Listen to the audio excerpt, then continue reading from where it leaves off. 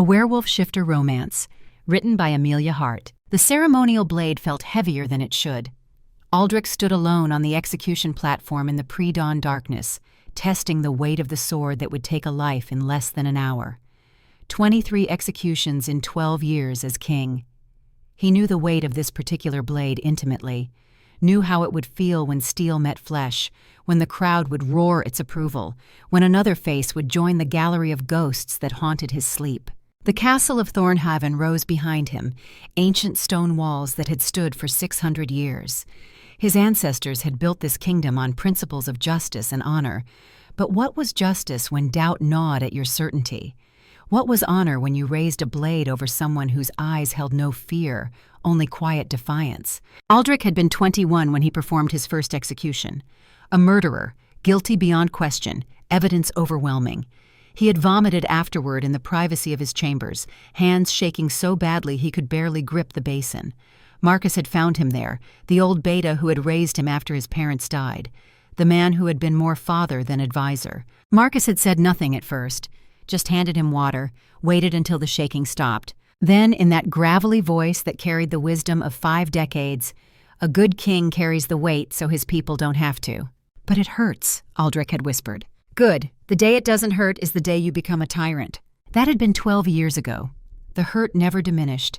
If anything, it grew sharper with each execution, each decision that balanced one life against the safety of thousands.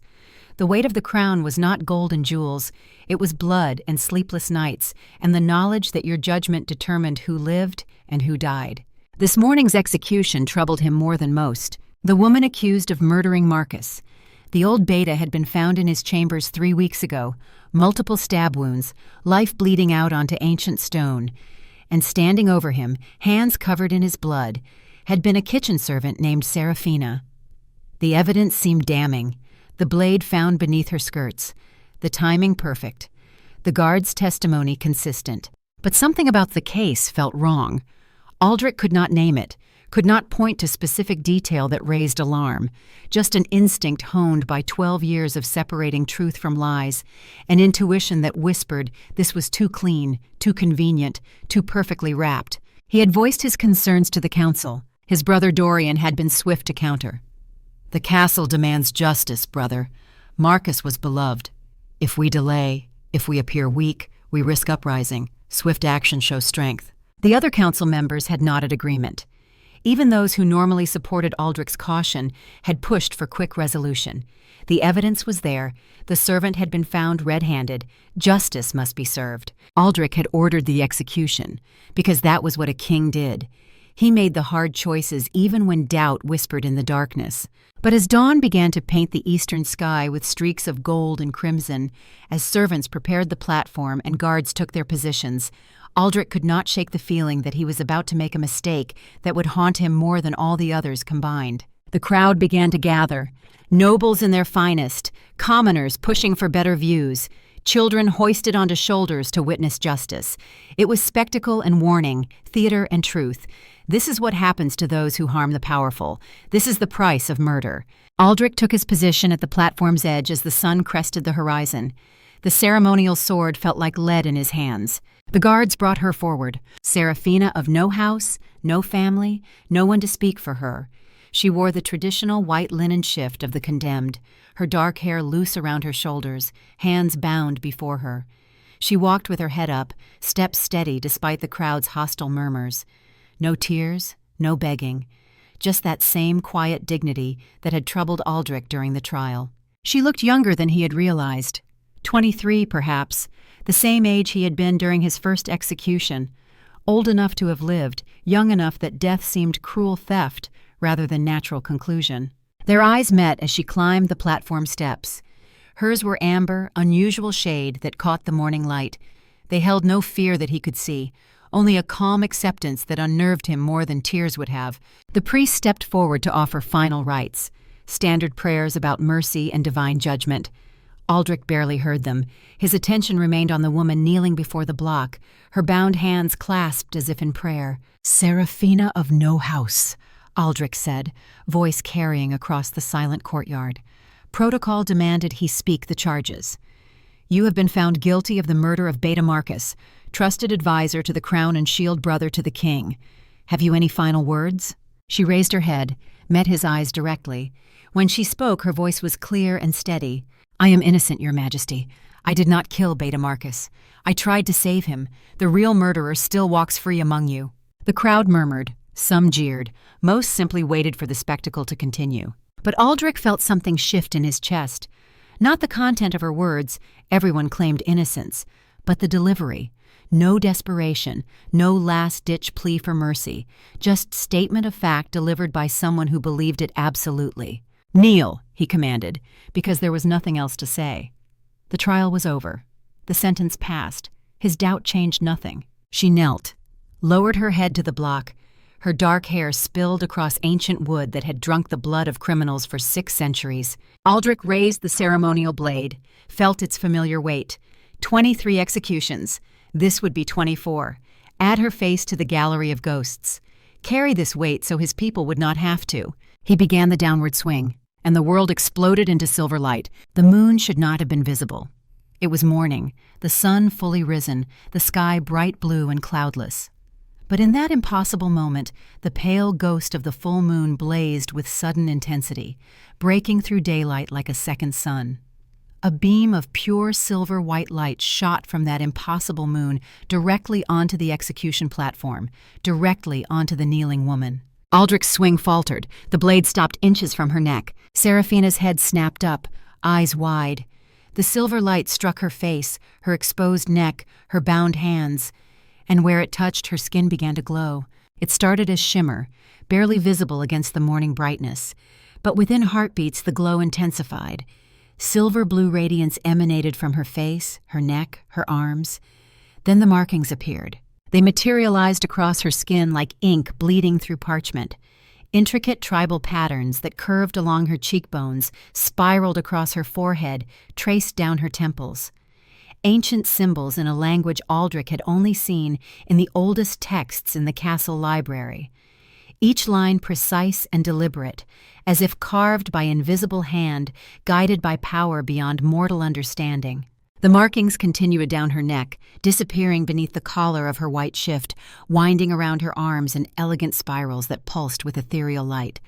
The symbols seemed to move on her skin, rearranging themselves in patterns that hurt to look at directly. The crowd's hostile murmur died instantly, replaced by shocked silence so complete that Aldrich could hear his own heartbeat thundering in his ears. He stood frozen, blade still raised, trying to process what his tactical mind insisted was impossible. The woman was glowing. Ancient markings covered her skin. The moon blazed in broad daylight. None of this should be possible. Then someone in the crowd whispered 2 words that changed everything. Luna Blessed. The whisper rippled outward, growing louder with each repetition. Luna Blessed, Luna Blessed, Luna Blessed. Aldrich's hands went numb. The ceremonial sword fell from his grip, hitting the wooden platform with a ringing clang that echoed across the silent courtyard. Luna Blessed, the bloodline extinct for 3 centuries. The healers and seers who had bridged the physical and spiritual realms, who had been hunted to extinction during the Great Massacre 300 years ago. Every shifter knew the history. Every child learned the cautionary tale of fear overcoming wisdom, of power destroyed because people did not understand it. And now one knelt before him on an execution platform, markings blazing with otherworldly light, proof undeniable. Proof that she was physically incapable of murder. The knowledge hit Aldrich like a blow to the chest. Luna Blessed could not take innocent life. Their very nature prevented it. Ancient texts were clear on this point. If one bearing the sacred markings killed someone who did not deserve death, who had not attacked them or threatened the defenseless, the markings would burn away immediately. The spiritual power that sustained them would reject the bearer utterly and permanently. Seraphina bore the markings. They glowed with sacred light. Therefore, she had not murdered Marcus. He had been about to execute an innocent woman. Seraphina swayed where she knelt, the intensity of the transformation clearly overwhelming her.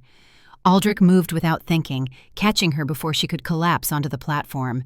Her skin was hot where the markings glowed, as if something beneath the surface generated heat. Through the contact, he felt his own wolf surge toward the surface with an intensity that stole his breath. His wolf had always been controlled, disciplined, responding to his will, but now it strained toward her with almost physical force, drawn to something in her nature that called to something ancient in his own blood. Their eyes met, amber and steel gray.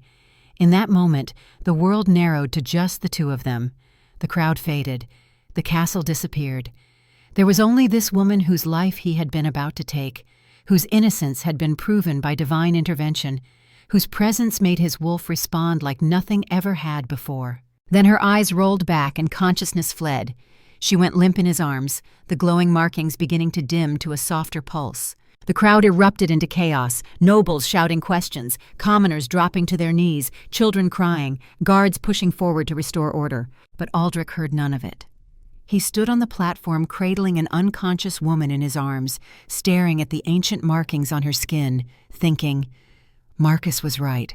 He had been investigating something, and someone killed him to keep it secret.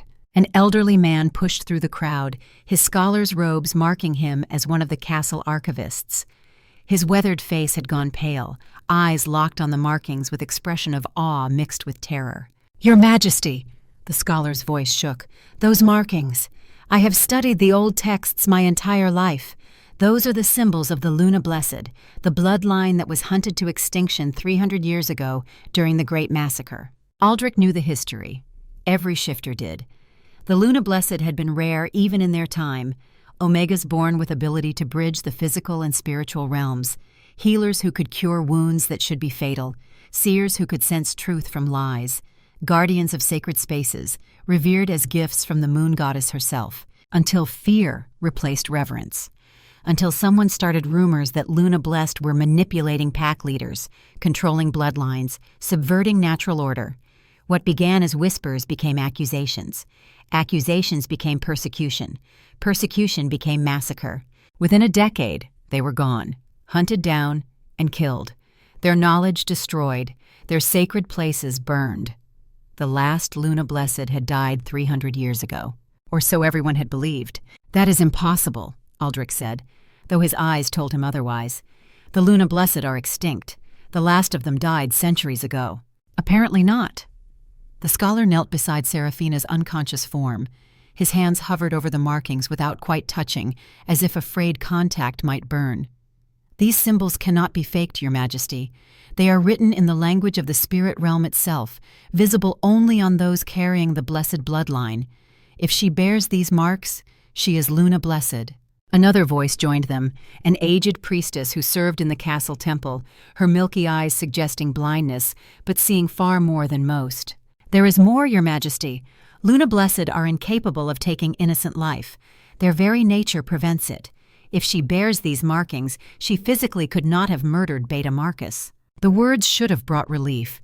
Instead, they brought rage so cold it felt like ice in Aldrich's veins. He had been about to execute an innocent woman. Would have, if not for divine intervention.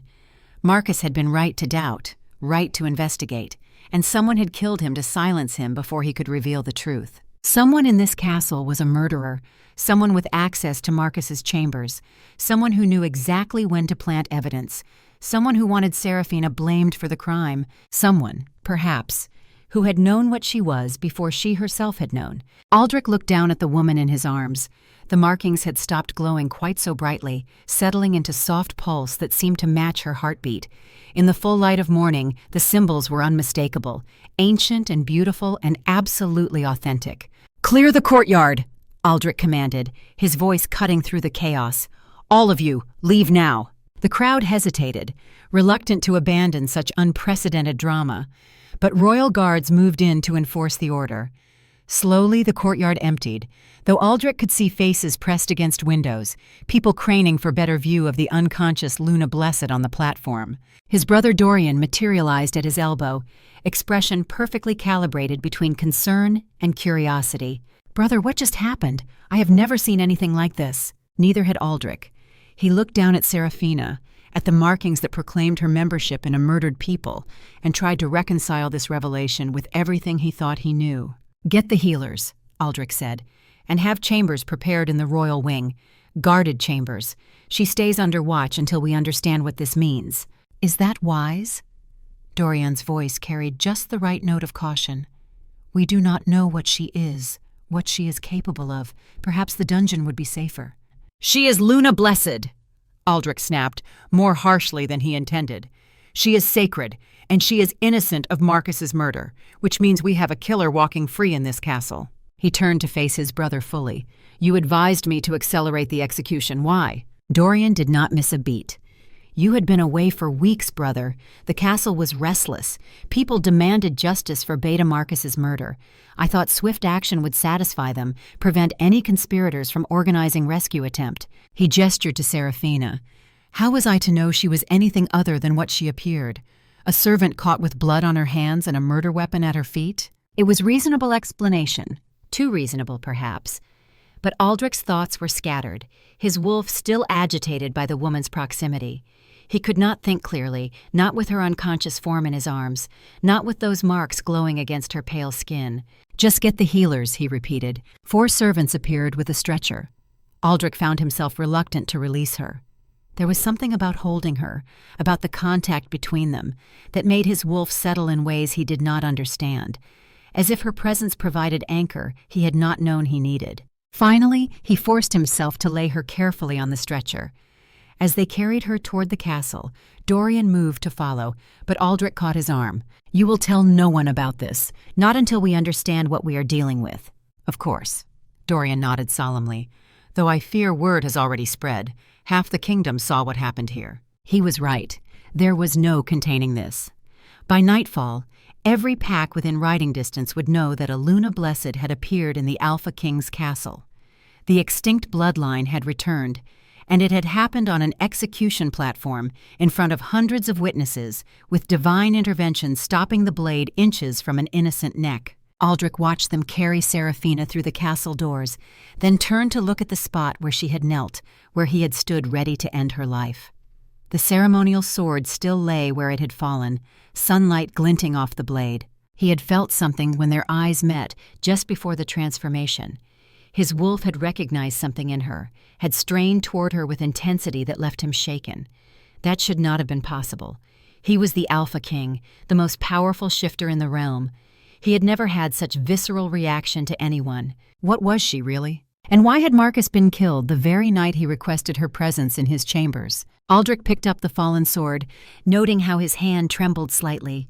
Marcus had been more than his beta, more than his advisor.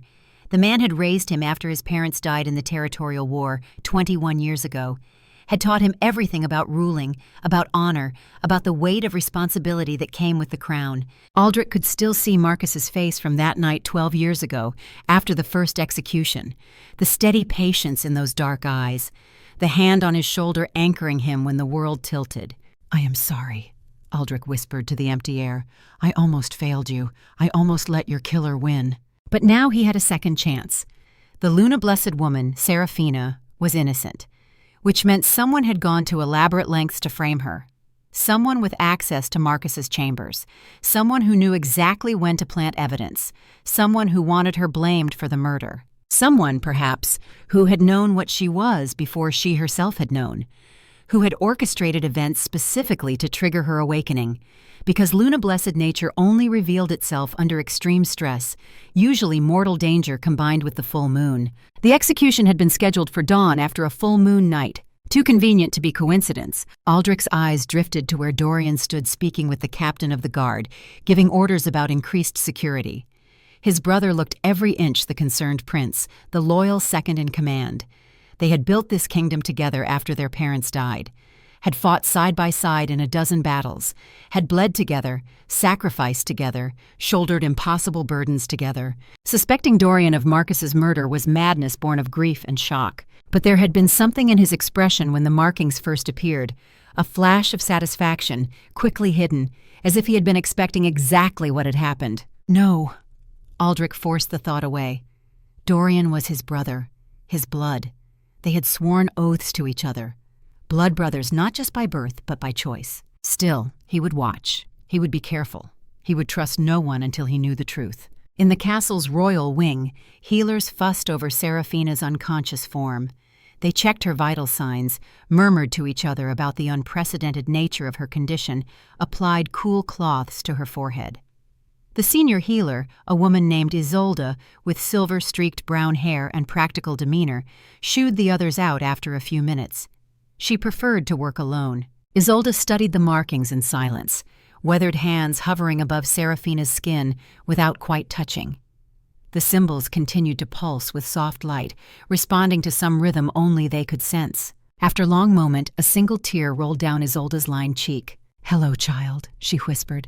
"I have waited so long to find another, so very long." Isolde's own hands bore scars, old burn marks that wrapped around her wrists and forearms, scars from silver chains, from a time when being Luna Blessed meant death. She had hidden for 40 years, had buried her nature so deep that even she sometimes forgot what she had once been. But she remembered now. Oh, she remembered. The girl on the bed was unconscious, lost in whatever visions the awakening brought. Isolde knew that journey well. When her own markings had appeared at age 12, before her terrified parents burned them away with silver in desperate fear, she had experienced visions of the moon goddess herself, of ancient wolves that walked between worlds, of power that sang in her blood and promised purpose beyond mere survival. This girl would wake changed, would wake powerful, would wake dangerous. And whoever had orchestrated Marcus's death would come for her. Isolde was certain of it. "Rest now," she murmured, pulling a blanket over Serafina's glowing form. "Rest while you can. The storm is only beginning." 3 days passed before Serafina opened her eyes. She woke to unfamiliar luxury. Silk sheets smooth against her skin, a canopy bed with velvet curtains, sunlight streaming through tall windows that looked out over gardens she had only ever seen from a distance, while carrying buckets of kitchen scraps to the compost heaps. For a confused moment, she thought she was dreaming, that she was still in her cramped servants' quarters, imagining what the lives of nobles must be like. Then memory crashed back and she sat up too quickly. The execution, the crowd's hostility, the Alpha King raising his blade, then the moonlight, impossible and overwhelming. The burning sensation as something ancient and powerful tore its way through her skin, the silver-blue markings appearing on her body, glowing with otherworldly light. The shocked faces of the crowd, Alpha King Aldrich dropping his sword, and then nothing, darkness. Serafina looked down at her arms, half expecting the markings to have vanished, to have been nothing more than fever dream conjured by terror. But they were still there, etched into her skin in intricate patterns that seemed to shimmer even in ordinary daylight. The symbols curved along her forearms, spiraled around her wrists, continued up past the sleeves of the clean white nightgown someone had dressed her in. She touched one of the markings hesitantly. The skin felt normal, not raised or scarred, but warm, as if something beneath the surface generated heat. "You are awake." Serafina's head snapped toward the door. Alpha King Aldrich stood in the doorway, and despite everything, her first instinct was to scramble out of bed and drop into a servant's bow. She made it halfway before her legs gave out, weak from 3 days of unconsciousness. Aldrich crossed the room in 3 long strides and caught her before she could fall. His hands on her arms sent a jolt through her system, not painful, but intense. Something in her chest surged toward the surface, responding to his presence with eagerness that left her breathless. He steadied her, then stepped back quickly, as if the contact had affected him too. "Sit," he commanded, his voice carrying military authority. "You have been unconscious for 3 days. Your body needs time to recover." 3 days. Serafina sank back onto the bed, her mind reeling. "Where am I?" "The royal wing. You are under guard for your own protection." Aldrich pulled a chair away from the wall and sat, maintaining careful distance. "I need you to answer some questions." Of course. She was still a suspect, still someone who had been found with a murdered man's blood on her hands. The markings might have saved her from execution, but they had not erased the circumstances of Marcus's death. "I will tell you whatever I can, Your Majesty," Serafina said quietly. "Your lineage, your family, tell me everything." Serafina shook her head slowly. "There is nothing to tell, Your Majesty. I am an orphan. I never knew my parents. My grandmother raised me in a small village north of here until I was 14. When she died, I left. I have been moving from place to place ever since, taking whatever work I could find. I came to Thornhaven Castle 3 years ago, and I have worked in the kitchens ever since." "And your grandmother, did she ever mention anything about your bloodline, about being special or different?" "No, Your Majesty. She was a healer, knew herbs and remedies.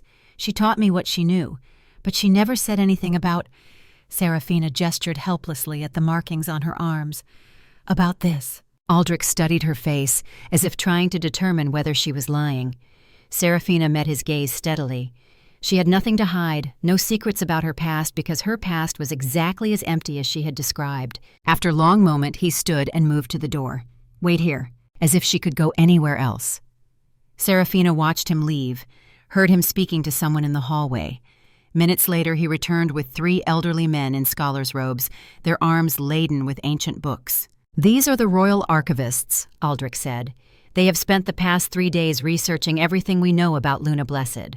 Tell her. The eldest of the 3 stepped forward, setting his books on a nearby table. His hands shook slightly, whether from age or excitement Seraphina could not tell. My lady, he began, and Seraphina almost laughed at the title.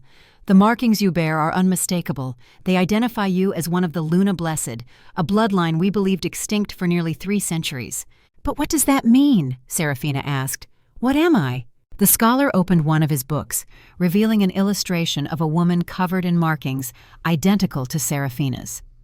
Luna Blessed are not simply Omegas, though that is the rank they hold within pack hierarchy.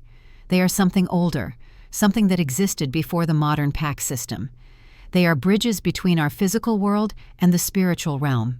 Healers, seers, guardians of sacred spaces. Another scholar chimed in, his voice trembling with academic fervor.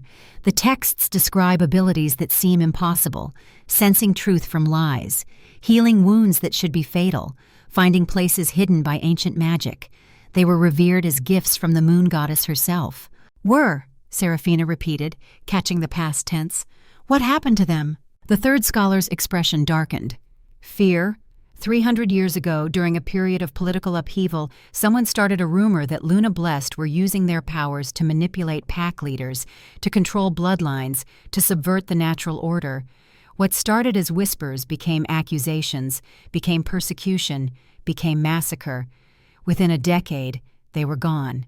Hunted down and killed, their knowledge destroyed, their sacred places burned. Silence fell over the room. Seraphina looked down at her hands, at the markings that proclaimed her membership in a murdered people, a bloodline that had been systematically exterminated because fear overcame wisdom. But the most important detail, Aldrich said, his voice cutting through her shock, is this. Luna Blessed are physically incapable of taking innocent life. Their nature prevents it. If you were to kill someone who did not deserve death, who had not attacked you or threatened the defenseless, your markings would burn away immediately. The spiritual power that sustains them would reject you. Understanding dawned slowly. So I could not have killed Beta Marcus. No, you could not have, which means someone else did, and they went to great lengths to frame you for it. Aldrich dismissed the scholars with a gesture, waiting until they had gathered their books and left before continuing. The investigation into Marcus's death has been reopened, but until we find the real killer, you remain in danger. You will stay here, in these chambers, under constant guard. So I am still a prisoner, just in a nicer cell. You are under protection, Aldrich corrected, but his tone suggested he understood the distinction was largely semantic. Whoever killed Marcus knew what you were before you did. They chose you specifically to frame for the murder. That level of planning suggests they are still watching. Still dangerous. He was right, Seraphina knew. But being trapped in luxury was still being trapped. After Aldrich left, Seraphina spent hours exploring the confines of her gilded cage. The chambers were larger than any space she had ever occupied. A bedroom, a sitting room, even a small bathing room with an actual copper tub. Servants brought her meals, far finer than anything she had eaten while working in the kitchens. But guards stood outside her door at all times, and when she tried the handle, she found it locked from the outside. The days began to blur together. Seraphina slept fitfully, her dreams full of strange imagery, wolves made of starlight, ancient forests that sang with power, the face of an old woman she had never met but somehow recognized. She would wake with her heart racing, the markings on her skin glowing faintly in the darkness. And there were other changes, subtle at first, then increasingly impossible to ignore. She could hear things she should not be able to hear. Conversations happening in rooms far down the corridor, the whisper of wind against stone carrying fragments of words from the courtyard below. When guards stood outside her door, she could sense their emotions bleeding through the wood, their boredom and unease and carefully hidden fear of what she might be. It was overwhelming, disorienting, terrifying. On the 5th day of her confinement, someone knocked on her door. Not the perfunctory rap of servants delivering meals, but a deliberate pattern. 3 quick taps, a pause, then 2 more.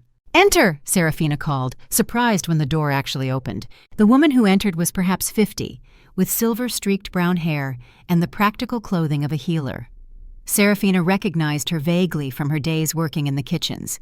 Isolde, the senior healer who occasionally came to the servant quarters when someone fell too ill to work.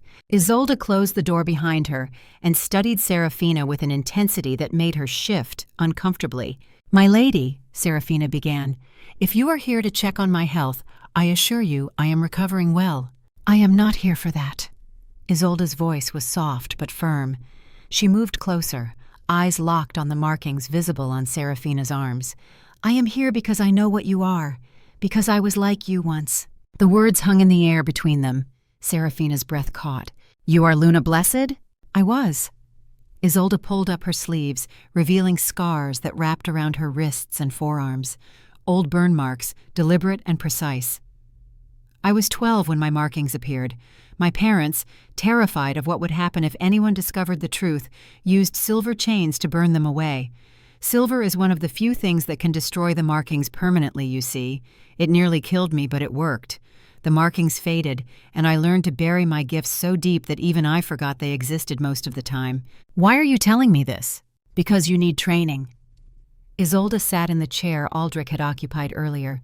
"Because awakening as Luna Blessed without guidance is dangerous. Because I have spent 40 years in hiding and I am tired of it." She leaned forward, voice dropping lower. "Also because whoever killed Beta Marcus did so for a reason, and that reason involves you. Marcus came to me a week before his death. He had been researching Luna Blessed, had found references in old texts to a sacred artifact called the Crystal of Binding. He wanted to know if the legends were true. Are they? Yes. The crystal was created by the first Luna Blessed as a tool to stabilize mate bonds, to protect against corruption of the natural connections between souls. But in the wrong hands, it could be used to break those bonds, to steal power from other shifters. Marcus was convinced someone was searching for it. Serafina's mind raced. And he was killed before he could report this to the king. Exactly. And you were framed because someone needed to know if you were truly Luna Blessed. The only way to reveal our nature is through extreme stress, usually mortal danger under a full moon. They set you up for execution, knowing the truth would come out. But why not just kill me? Why go through such an elaborate setup? Isolde's expression grew grim. Because Luna Blessed can sense the location of sacred places. We are drawn to them. Whoever killed Marcus needs you alive to guide them to where the crystal is hidden.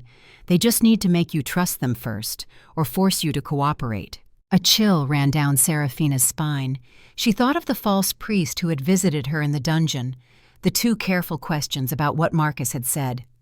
The execution scheduled specifically for the full moon. Someone was manipulating events with terrifying precision. "What do I do?" "Learn, quickly." Isolde stood.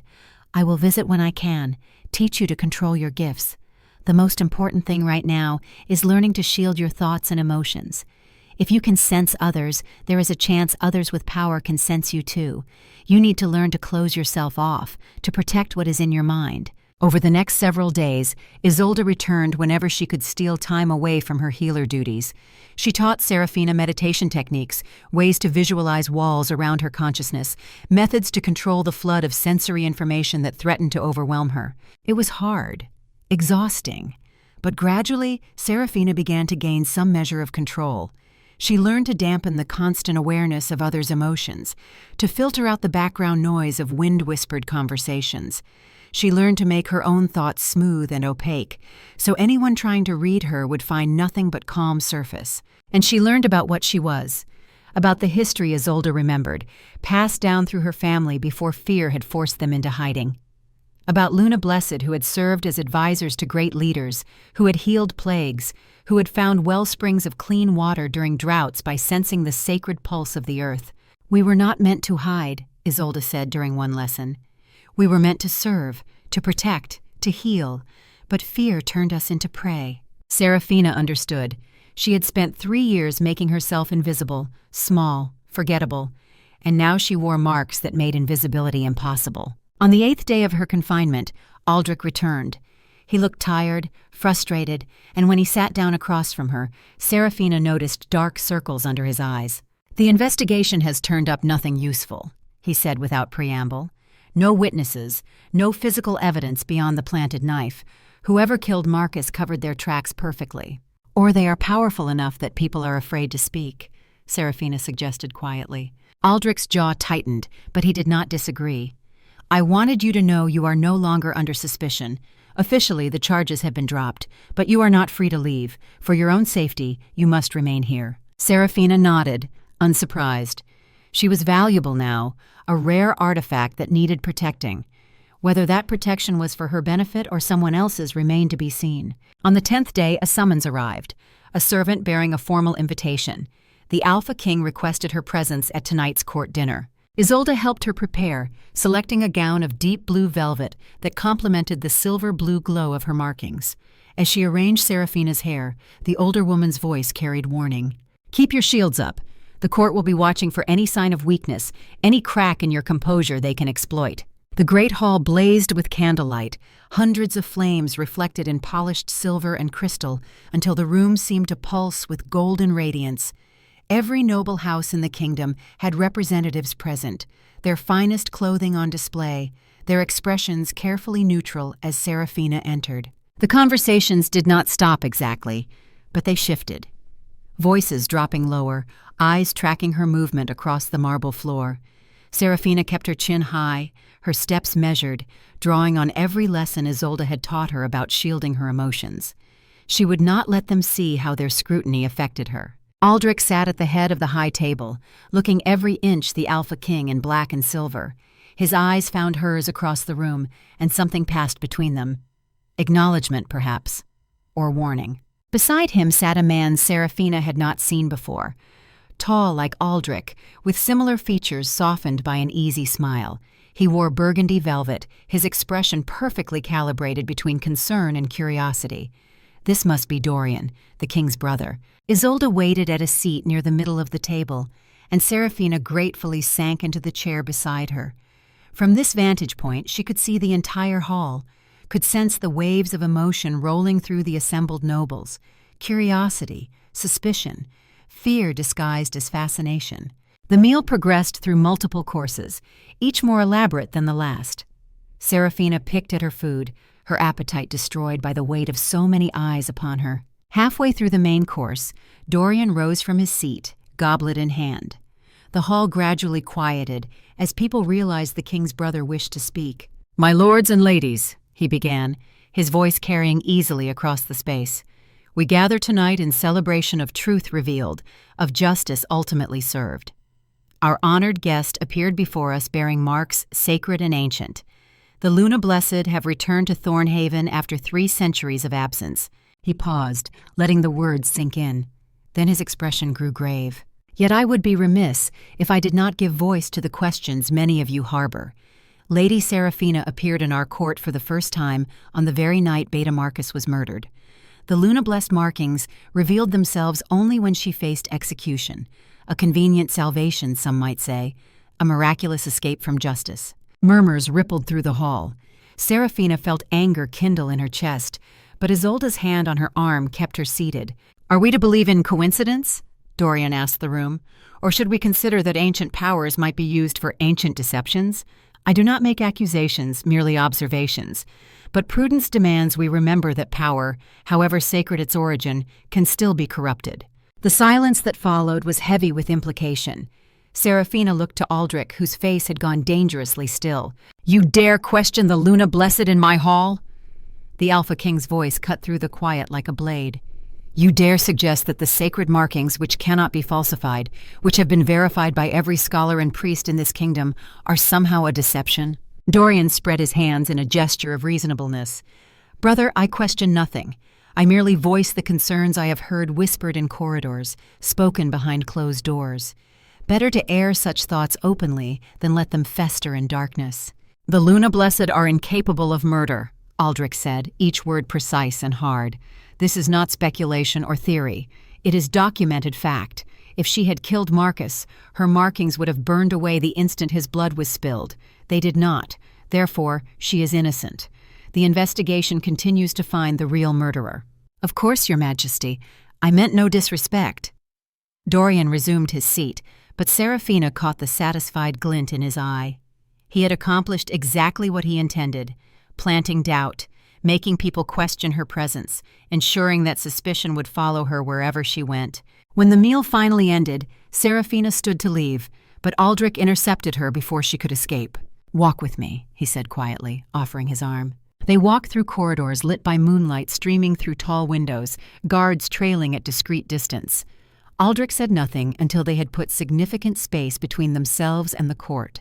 "My brother plays a dangerous game," he finally said. "He is trying to turn your people against me," Seraphina observed, "and through me, against you for protecting me." Aldrich glanced at her, something like respect flickering in his steel-gray eyes. "You see clearly. 3 years as kitchen servant taught me to observe." Seraphina kept her voice neutral. "To stay invisible, you must understand the dynamics around you."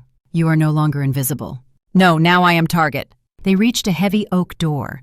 Aldrich opened it to reveal a study lined with books and maps. On the desk lay several documents, letters with broken seals, pages covered in unfamiliar handwriting.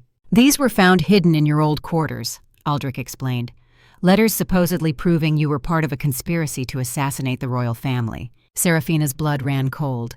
"I never wrote those. I have never seen them before." "I know." Aldrich picked up one of the letters, studying it.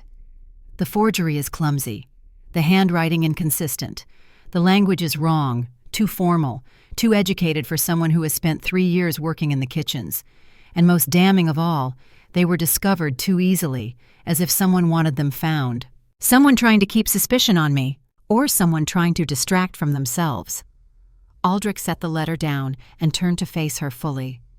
"You have already been proven incapable of murder. Any rational person examining these letters would immediately recognize them as false, which means whoever planted them either does not understand how Luna-blessed nature works, or they do not care about being believed. They just want to muddy the waters, make people doubt, create chaos." Seraphina moved to the window, looking out over the moonlit gardens. Her markings began to glow faintly in response to the lunar light, and she felt that now familiar surge of power running through her veins. "Marcus came to see me that night for a reason," she said slowly. "He requested me specifically. What if he was trying to warn me? What if he had discovered something about my bloodline and was killed before he could reveal it? Then his murderer would have needed to silence him quickly and frame someone who could later be useful." Aldrich joined her at the window. Someone with Luna-blessed abilities that the killer would eventually need. The pieces were beginning to fit together, forming a picture that made Seraphina's blood run cold. "The crystal of binding. Isolde told me about it. An artifact that Luna-blessed can sense and locate. If someone wants to find it, they would need a Luna-blessed to guide them. Which means keeping you alive but under their control would be essential." Aldrich's voice had gone grim.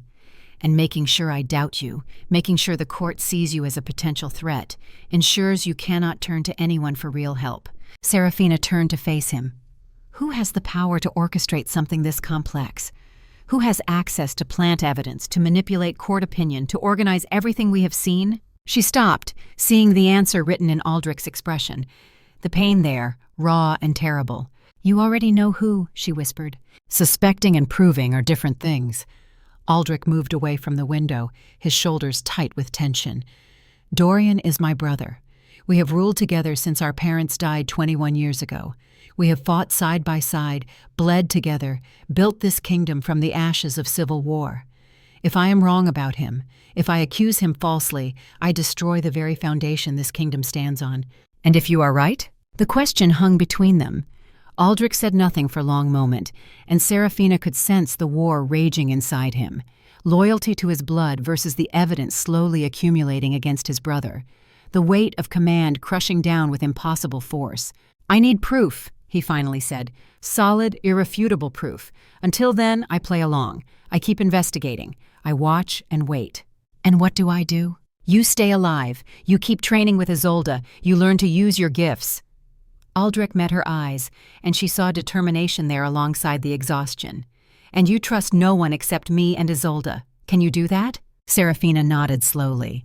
Trust the Alpha King who had nearly executed her?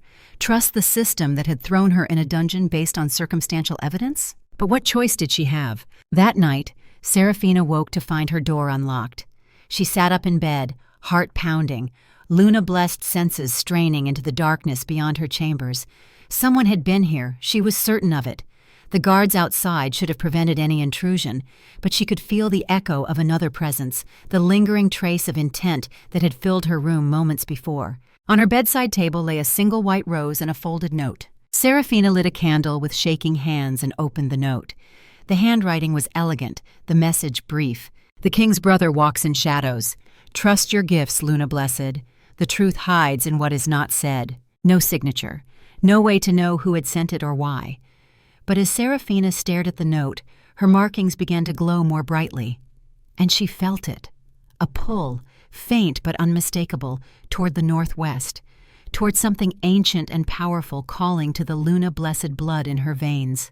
The crystal was real, and somewhere in her awakening consciousness she could sense its location, which meant whoever had killed Marcus, whoever had framed her, whoever needed her alive, they would be coming for her soon. And this time, she intended to be ready. A Werewolf Shifter Romance, written by Amelia Hart. 3 days passed in watchful tension. Aldrich investigated quietly, while Dorian maintained his facade of devoted brother, finding nothing concrete but growing more certain of his suspicions. Then came the 13th day, and the attack. Aldrich had ridden out at dawn with a dozen elite guards to patrol the eastern border. Routine reconnaissance, or so the mission briefing claimed. Reports of rebel activity in the hill country, scattered skirmishes that needed the Alpha King's attention. He had done this 100 times before. Standard patrol route, familiar terrain, no reason to suspect anything beyond minor border disputes. But as his horse picked its way through the narrow canyon pass, something in Aldrich's tactical mind began to whisper warnings. The route had been planned by Dorian. His brother had insisted on it, actually, claiming he had studied the terrain and identified the most efficient path through rebel-held territory. Aldrich had accepted the recommendation because Dorian's military instincts had always been sound. 20 years of fighting side by side had taught him to trust his brother's strategic thinking. Now, looking at the steep canyon walls rising on either side, the perfect sight lines for archers, the natural choke points that would trap a small force, Aldrich realized his mistake. This was not a patrol route, this was a kill zone. The arrows came from 3 sides simultaneously. Professional positioning, coordinated timing, military precision that spoke of training far beyond what scattered rebels should possess. Aldrich's horse screamed and went down, an arrow in its flank.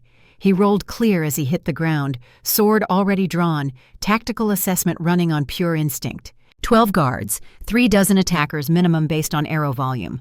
High ground advantage theirs. Escape routes limited to forward or back through canyon, both covered by archers. They were trapped. "Shield formation!" Aldrich roared, and his guards responded instantly. Years of drilling together showed as they moved into defensive positions, overlapping shields creating protective barrier against the arrow storm. But these were not ordinary arrows. Aldrich saw the gleam of silver coating the arrowheads, saw how the metal caught sunlight with particular shine. Silver. Expensive, difficult to obtain in quantities large enough to coat weapons. Rebels should not have access to such resources, unless these were not rebels at all. The thought crystallized into certainty as the first arrow punched through his shoulder. The pain was immediate and overwhelming, burning like liquid fire spreading from the wound. Silver poisoning. Aldrich had seen it before, had watched strong shifters brought low by even minor silver wounds. But this was worse. The placement too precise, the angle calculated to maximize toxin spread while avoiding immediately fatal damage. Whoever had planned this ambush knew shifter anatomy intimately, knew exactly where to strike to bring him down slowly. Another arrow found his thigh, then his side, each wound burning with silver fire, dark veins already beginning to spread from the impact sites as the poison worked its way through his system. Aldrich's tactical mind continued to function even as his body began to fail. This was not meant to kill him outright. The attackers could have aimed for his throat, his heart, vital points that would drop him instantly. Instead, they were wounding him methodically, ensuring he would survive long enough to be brought back to the castle. Brought back dying. The realization brought no comfort. Around him, his guards fought with desperate courage, but the numbers were against them. 3 of his men already down, silver arrows protruding from fallen bodies. The rest fighting a losing battle against an enemy that held every advantage. "Retreat!" Aldrich commanded, though retreat through this canyon would be bloody. "Fighting withdrawal. Maintain formation." They moved as one unit, shields high, backing toward the canyon entrance they had come through. The arrow storm intensified. Aldrich took 2 more hits, one in his shoulder, another grazing his neck. Each wound added more silver to his bloodstream, more poison spreading through veins that should have been healing, but instead felt like they were burning from the inside. His vision began to blur. His wolf, which should have surged forward to aid in healing, instead retreated deeper inside him, confused by the silver, weakened by the toxin, unable to do what it was meant to do. They made it out of the canyon, but the cost was brutal. 5 guards dead. The rest wounded, including Aldrich himself, who swayed in the saddle of a commandeered horse. The attackers did not pursue beyond the canyon mouth. They had accomplished their objective. The ride back to Thornhaven took hours that felt like days. Aldrich's wounds wept silver-tainted blood, the dark veins spreading visibly across his skin. His second-in-command kept glancing at him with barely concealed worry. They both knew what silver poisoning at this level meant. Without intervention, without healing beyond what normal medicine could provide, Aldrich would be dead within 24 hours. The warning bells began to ring as they approached the castle gates, deep, resonant tolls that sent ice through the veins of anyone who heard them. The Alpha King was wounded. The Alpha King was dying. The castle erupted into controlled chaos. Seraphina was in her chambers when the bells rang. She rushed to the window and saw guards mobilizing below, horses being saddled in frantic haste, soldiers arming themselves with grim efficiency. Something terrible had happened. Isolde burst through the door moments later, her face pale as death. The Alpha King's patrol was ambushed. He has been brought back wounded. They are saying it was rebels from the Eastern Territories. The healer's voice shook. But I know better. This is silver poisoning, Sarah. The healers cannot stop it. The toxin is spreading too fast. Seraphina's heart was already racing, her Luna-blessed instincts screaming that something was wrong with this entire situation. How bad? Bad enough that they are asking for you. Your healing abilities may be the only thing that can save him. They ran through corridors that seemed to stretch endlessly, Isolde's hand tight around Seraphina's wrist. The castle had transformed into a war zone, servants rushing with boiled water and bandages, guards standing at attention with weapons drawn, nobles clustering in doorways, whispering frantically. Seraphina's mind spun with tactical assessment. Silver poisoning was rare. The metal was difficult to obtain in quantities large enough to coat weapons effectively. It required resources, connections, advanced knowledge of patrol routes. This spoke of planning, of inside information, of betrayal. They reached the king's chambers to find them packed with people, healers hovering over the bed, council members arguing about response strategies, guards blocking the doorway.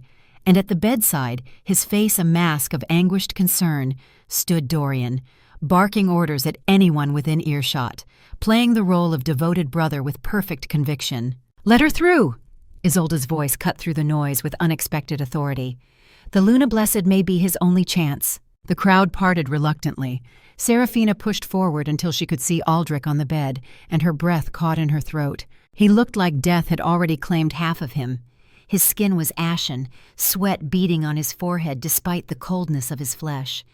Dark veins spread from multiple wounds across his torso and arms, the unmistakable mark of silver poisoning working its way through a shifter's system.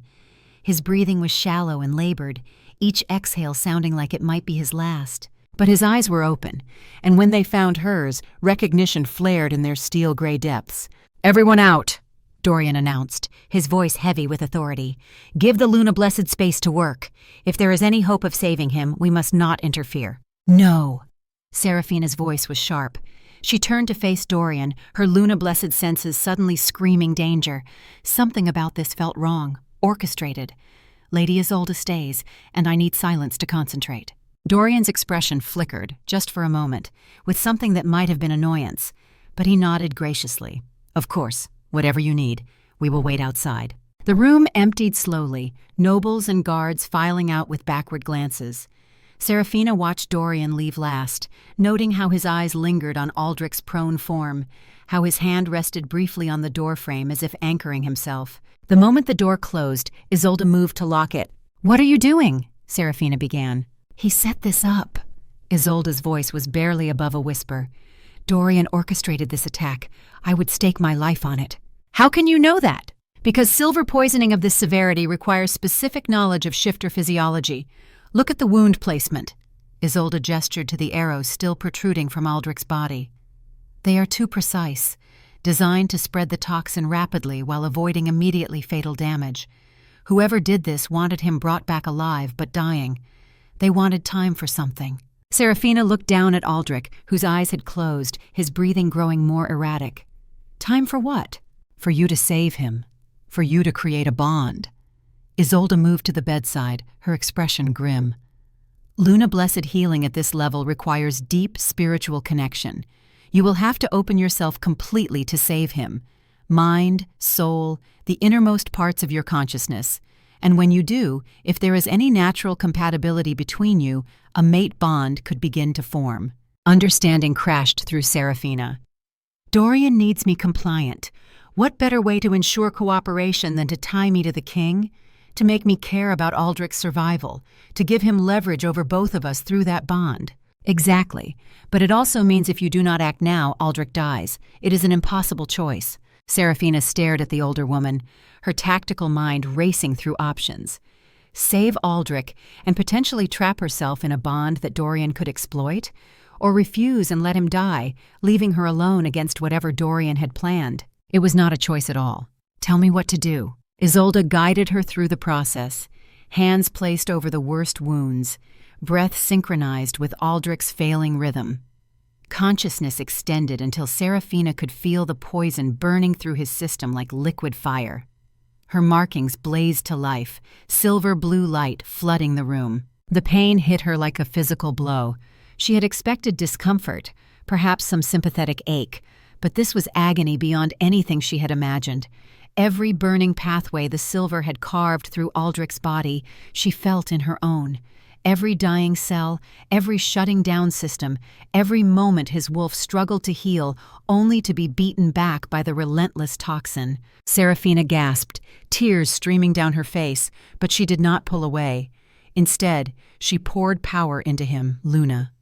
Blessed healing that flowed like golden light through her hands, seeking out the silver and neutralizing it molecule by molecule. It was exhausting work. The poison fought back, seemed almost alive in its determination to kill.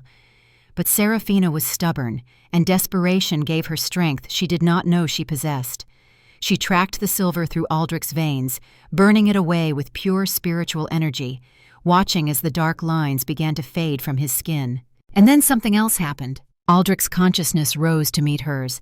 She felt him there, in the space between waking and dying, felt his surprise at her presence. Their minds touched, and suddenly Seraphina was drowning in memories that were not her own. She saw Aldrich as a boy of 12, watching his parents die in territorial war. Saw the chaos of battle, his father falling first with a spear through his chest, his mother moments later as she tried to reach her husband's body. Saw young Aldrich frozen in horror until someone grabbed him, pulled him from the battlefield. His brother Dorian, only 14 but already fierce with protective rage. "Stay with me, little brother. Do not look back." The memory shifted. Years later, age 16, Aldrich and Dorian standing in the castle courtyard at midnight, both cutting their palms with silver knives, the pain necessary to make the oath binding, clasping bloody hands together. "Brothers in blood," Dorian's young voice rang with conviction. "We protect each other. Always." "Always," Aldrich echoed, and meant it with everything in him. Another shift. Age 21. The first execution. Aldrich standing over a guilty man, raising the blade with shaking hands, performing the duty because that was what kings did. Then afterward, vomiting in his chambers while Dorian held his shoulders. "You did what was necessary. That is what kings do. But it hurts." "Good. The day it does not hurt is the day you become a tyrant." The irony of Dorian speaking those words, words that should have come from Marcus, was not lost on Seraphina even in the midst of the memory flood. She saw more, years of hard decisions, of shouldering responsibilities that would have broken most men, of loneliness deeper than oceans, despite being surrounded by people constantly, the isolation of power, the weight of a crown that allowed no weakness, no vulnerability, no moment of simply being human rather than symbol. And she saw herself through his eyes, not as he had first seen her, kneeling condemned on the platform, but as he saw her now. Someone who had endured her own trials with quiet dignity, someone whose strength came not from power, but from surviving when survival should have been impossible. The recognition between them was mutual. Seraphina felt her own memories flowing in reverse, showing Aldrich who she was beneath the Luna-blessed markings. Her grandmother teaching her herbs in a small garden. Gentle hands heal, child. Rough hands harm. Always choose healing. The day her grandmother died, leaving 7-year-old Seraphina completely alone. The decision to keep moving forward because stopping meant dying. The years of wandering, taking whatever work she could find, learning that invisibility was the best survival strategy for someone with no family, no protection, no power. Arriving at Thornhaven Castle 3 years ago, making the conscious choice to disappear into the kitchens, to become so invisible that nobles forgot she existed, survival through erasure. Then Marcus's request, being seen for the first time in years, the cautious hope that maybe, just maybe, she could be something more than invisible. And finally, the execution platform, choosing dignity over begging because dignity was all she had left, meeting Aldrich's eyes and seeing his doubt, his burden, his terrible responsibility to do what he thought was right even when it hurt. The memory sharing deepened until Seraphina could not tell where her consciousness ended and his began. 2 minds, 2 souls, touching in ways that transcended physical reality. And in that touching, recognition blazed to life. Compatibility. Natural and undeniable. Their wolves recognized each other in ways that transcended logic or choice. If she continued, if she completed this healing, a bond would form. Fated mate. The rarest and strongest connection 2 shifters could share. Aldrich felt her hesitation even in his semi-conscious state, understood what was happening. Do not. His voice whispered through their connection, rough with pain. Do not sacrifice yourself for me. I am not worth it. Too late, Seraphina thought back, pouring more healing energy into the last pockets of silver poison. I am already in too deep to stop. Seraphina, please, you barely know me. This is not about knowing you. This is about what is right. You saved me from execution. You gave me a chance when the evidence said I was guilty. You treated me as an equal, not a victim or a tool. She pushed harder, burning away the final traces of toxin. That is debt. That is honor. That is what my grandmother taught me. You do not owe me your freedom. Shut up and let me save you. The final traces of silver burned away under the assault of her power. Aldrich's wounds began to close, flesh knitting together with supernatural speed. His breathing steadied, color returning to his ashen skin. The dark veins faded completely, leaving only faint scars that would disappear within days. And through it all, that connection between them strengthened, solidified, became something permanent and profound. When Seraphina finally pulled her hands away, she was shaking with exhaustion. Her markings still glowed faintly, but the light was dimmer now, as if she had poured most of her reserves into the healing. She swayed where she sat, and Isolde caught her before she could collapse. Easy, child. You have done more than should be possible. Aldrich's eyes opened, fully aware now, the gray depths clear and focused. He sat up slowly, testing his body, looking down at the rapidly healing wounds with wonder. Then his gaze found Seraphina's. I felt what just happened between us, he said quietly. The bond, it formed, did it not? Seraphina nodded, too exhausted for words. Through the new connection, she could feel his emotions now. The gratitude mixed with guilt, the wonder mixed with concern, the recognition that something fundamental had changed between them. I did not want this for you, Aldrich continued. Did not want you bound to me through circumstance rather than choice. I chose, Seraphina managed. Could have let you die. Chose to save you instead. That is choice enough. Isolde moved to the window, peering through the curtains at the crowd gathered in the courtyard below. We have a bigger problem. Dorian will be waiting for confirmation that you survived, and he will want to know what happened in here." Aldrich's expression hardened as full awareness returned. This was no random rebel attack. The ambush was too well coordinated. They knew exactly where we would be, exactly when. They had silver weapons specifically designed to poison without immediately killing. "Your brother orchestrated this," Seraphina said, though part of her still struggled to believe it. Through the bond, she could feel Aldrich's devastation at the confirmation of his suspicions. "My brother," Aldrich repeated, the words flat and emotionless. But the bond revealed the truth beneath. Cyrus had not just betrayed the kingdom. He had betrayed blood, brotherhood, everything they had built together over 20 years. "We still have no proof," Aldrich said after a moment. "Nothing that would hold up before the council. He is too careful, covers his tracks too well." "Then we give him what he wants." Seraphina stood on unsteady legs, her tactical mind already working through possibilities despite her exhaustion. "He orchestrated this attack to force me to save you, to create a bond he could exploit, so we let him think it worked." "You want us to pretend the bond does not change anything?" "I want to use the truth. The bond is real. He does not need to know we are aware of his manipulation. Let him think he is in control. Let him make his next move." Isolde nodded slowly. "She is right.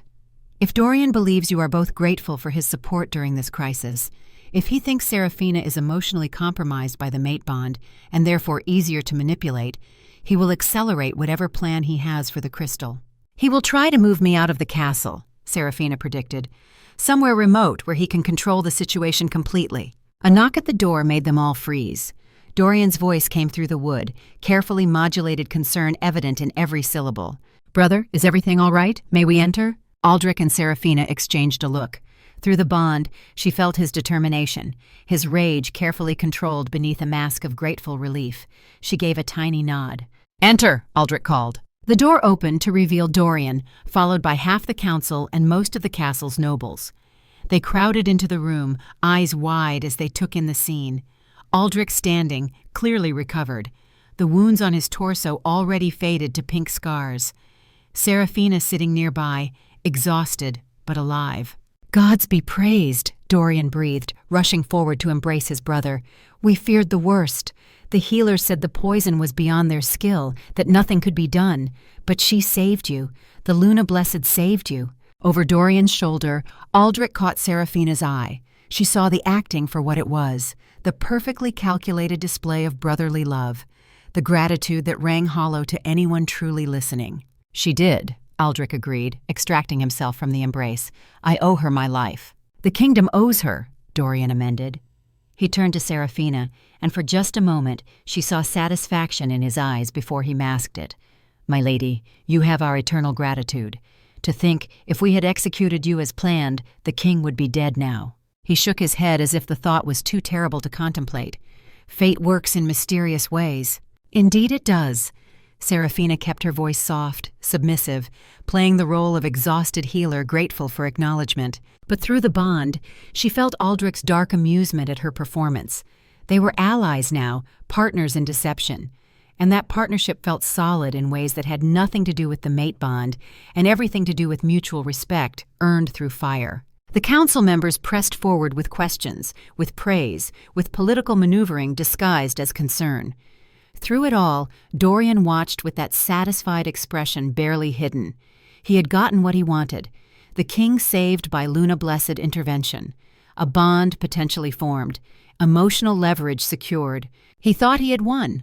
But as Seraphina caught Aldrich's eye across the crowded room, as she felt the steady presence of their connections settling into something permanent, she realized they had been given a weapon Dorian had not counted on. The bond worked both ways, and through it, they would find the truth. The announcement came 2 days after Aldrich's recovery. Dorian addressed the full council with grave concern etched into his features, speaking of continued threats from rebel forces and the need to protect their most valuable asset. "The attack on the king proves these rebels have resources and intelligence we underestimated," Dorian said, his voice carrying across the council chamber. "They knew our patrol routes, our timing, our vulnerabilities. If they learn of Lady Seraphina's presence here, she becomes a target. We cannot risk losing the only Luna Blessed to emerge in 3 centuries." Murmurs of agreement rippled through the assembled nobles. Seraphina sat in the back of the chamber beside Isolde, watching the performance with carefully hidden contempt. "I propose we move Lady Seraphina to Northwatch Fortress," Dorian continued. "It is remote, defensible, and far from the eastern territories where rebel activity concentrates. She will be safe there while we root out this threat." Aldrich, presiding over the council from his throne, appeared to consider the suggestion carefully. Through their bond, Seraphina felt his cold fury, but his face showed only thoughtful concern. "Northwatch is 3 days' ride from the capital," Aldrich said. "If we need her healing abilities again, the distance could prove problematic. Then we will send for her. But brother, keeping her here puts the entire castle at risk. These rebels have proven they can strike at the heart of our defenses. What if next time they target her directly?" Dorian spread his hands in a gesture of reasonableness. "I volunteer to escort her personally, with a full contingent of guards. She will be as safe as if she remained within these walls, but the kingdom will breathe easier knowing she is beyond the rebels' reach." The council debated for another hour, but the outcome was predetermined. By sunset, arrangements were being made for Seraphina's transfer to Northwatch Fortress, northeast of the capital, in the exact direction she had felt the crystal's pull. "He is moving fast," Isolde whispered as they returned to Seraphina's chambers. "Faster than I expected. He must sense time running out." Seraphina nodded, her mind racing through tactical possibilities. "Northwatch is northeast. The crystal, I can feel it calling from that direction. He is not taking me to safety. He is taking me exactly where he needs me to go. And Aldrich cannot refuse without revealing he knows the truth." That night, Seraphina met Aldrich in his private study. The castle slept around them, guards at discreet distances, the moon casting silver light through tall windows. "I cannot stop this without showing my hand," Aldrich said without preamble. He stood before the map table, studying the route to Northwatch. "If I refuse Dorian's proposal, I reveal that I suspect him, and we still have no proof that would hold before the council. So we let it happen." Seraphina moved to stand beside him, studying the same map. "But we prepare. I will follow 1 day behind with loyal guards. When Dorian makes his move at the crystal's location, that is where we take him." Through the bond, Seraphina felt his determination mixed with grief, taking down his own brother. The weight of that decision pressed on both of them. "Can you handle yourself until I arrive?" Aldrich asked, turning to face her fully. "I have handled worse. 3 years in this castle taught me survival." "This is not survival, this is warfare." "Then teach me what I need to know." What followed was intensive preparation, compressed into stolen hours. Aldrich showed her how to use a blade effectively. Not fancy sword work, but practical killing strikes. Throat, heart, spine. The only targets that would stop a shifter fast enough to matter. "Silver blade," he said, pressing a small knife into her hand. "Keep it hidden. Use it only if you have no other choice." Seraphina practiced the strikes until her muscles remembered the movements. She was not strong enough to overpower a shifter in direct combat, but a surprise strike to a vital point might buy her enough time to escape. They also planned signals through the bond. Emotions could be sensed across distances. If she was in immediate danger, if Dorian revealed his full intentions, she would send specific warning through their connection. On the final night before her departure, they stood together on the balcony overlooking Thornhaven. The city spread below them, thousands of lives depending on their success. "I am giving you this." Aldrich pressed something into her hand. Not the silver knife, but a small leather pouch. Pressed herbs from the castle gardens, not magical, not powerful, just something from here, so you remember you have allies. Seraphina looked at the pouch, feeling the gesture for what it was. Not romantic, but a warrior's tradition. Exchange of tokens before battle. She reached into her pocket and pulled out a small stone, smooth from years of handling. "My grandmother gave me this. Said it came from the river near our village. Only thing I have left of home." They exchanged tokens in silence. Through the bond, mutual commitment flowed between them. This was partnership forged in fire. Whatever happened at Northwatch, they would face it together.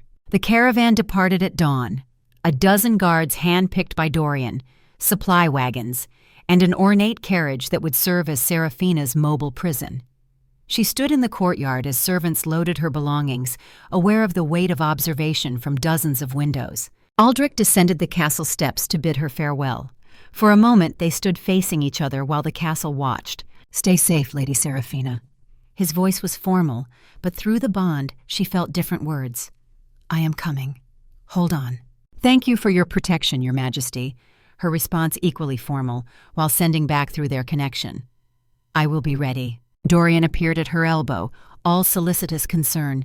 Come, my lady. The journey is long, and I would like to reach the halfway point before nightfall. Seraphina allowed herself to be handed into the carriage. As they rolled through the castle gates, she looked back once to see Aldrich standing on the steps, his face unreadable. Then they turned a corner, and Thornhaven disappeared from view. The first day of travel was uneventful.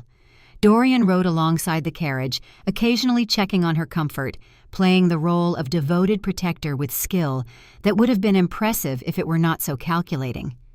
Seraphina maintained her facade of grateful compliance, speaking little, watching the landscape change from cultivated fields to wilder forests. Through the bond she felt Aldrich's presence like a compass point, distant but constant, growing gradually closer as he followed with his own contingent of loyal guards. They made camp that first night in a clearing beside a stream. Seraphina was given a tent separate from the guards, comfortable enough but clearly monitored. She lay awake long after the camp quieted, extending her Luna-blessed senses outward, mapping the positions of guards, noting which ones Dorian spoke to in low voices, identifying the patterns of watch rotations. On the second day, the terrain grew more rugged. Hills rose around them, thick with pine and oak. The road narrowed to barely more than a cart track. Seraphina felt the pull of the crystal growing stronger with every mile. Northwest. Always northwest. A magnetic attraction she could not have ignored even if she wanted to. And Dorian knew it. She could see it in the tension of his shoulders, the frequency with which he checked maps, the way he kept glancing at her carriage as if trying to read her thoughts through the wooden walls. During a midday stop, he approached with an expression of studied casualness. My lady, I wonder if I might ask you something. Have you felt anything unusual during our journey? Any sensations that might be related to your Luna-blessed nature? Seraphina kept her face carefully neutral. Unusual how, my lord? I have read that your kind can sense sacred places, locations of power. I thought perhaps, being so far from the city's distractions, you might notice such things more clearly. His eyes were sharp, watchful, despite the lightness of his tone. She had been expecting this question. I feel the natural world more strongly, yes. The forest has a certain vitality to it, but I am still learning to interpret these sensations.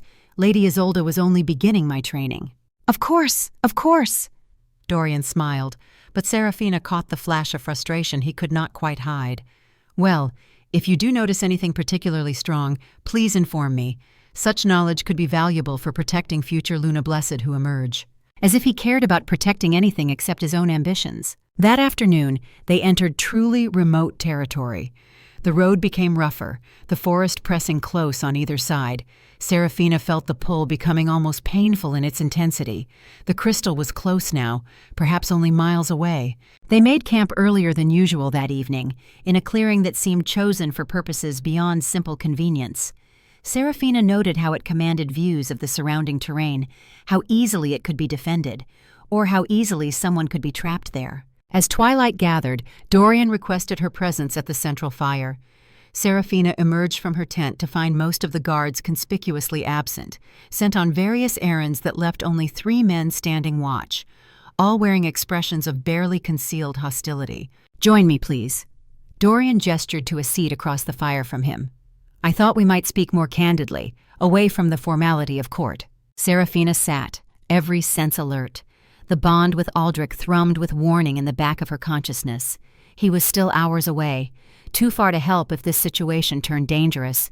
You are a fascinating woman, Lady Seraphina, Dorian began, his voice friendly, but his eyes cold. Appearing from nowhere, bearing marks thought extinct, saving the king's life. Some might call it destiny. I call it circumstance, my lord. Do you?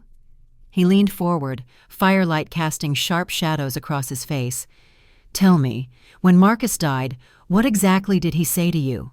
The question caught her off guard, but Seraphina forced herself to remain calm, to remember the lies she had told in the dungeon when the false priest had questioned her. He spoke of the moon, of bloodlines, but his words were unclear, broken by pain.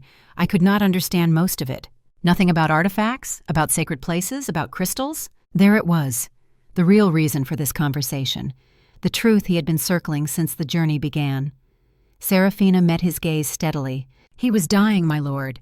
If he spoke of such things, I did not comprehend them. Dorian studied her for a long moment, and Seraphina felt him trying to read her emotions, to detect any lie. But Isolde's training held. Her shields remained solid, her surface thoughts carefully constructed to show nothing but confused innocence. Finally, Dorian sat back with a smile that did not reach his eyes. Of course, I apologize for pressing. These are troubling times, and I find myself suspicious of everything. He stood, brushing dust from his trousers. Rest well tonight, my lady. Tomorrow we reach Northwatch, and you will be safe at last. Seraphina returned to her tent, her heart pounding. Tomorrow. He planned to make his move tomorrow. Through the bond, she reached for Aldrich, sending wordless warning, desperate hope that he was close enough to arrive in time. His response came back steady and certain. Tomorrow. Hold until tomorrow. She spent the night in restless vigilance, dozing only briefly before jerking awake at every sound. The forest around them seemed alive with threat, shadows moving between trees, the rustle of leaves that might be wind or might be something more sinister. Dawn came gray and cold, mist rising from the ground to cloak the camp in ghostly white. Seraphina emerged from her tent to find Dorian already mounted, the camp struck and packed with unusual speed. A slight change of plans, he announced, his pretense of courtesy finally dropping away. There is a site of historical significance nearby that I would like to show you.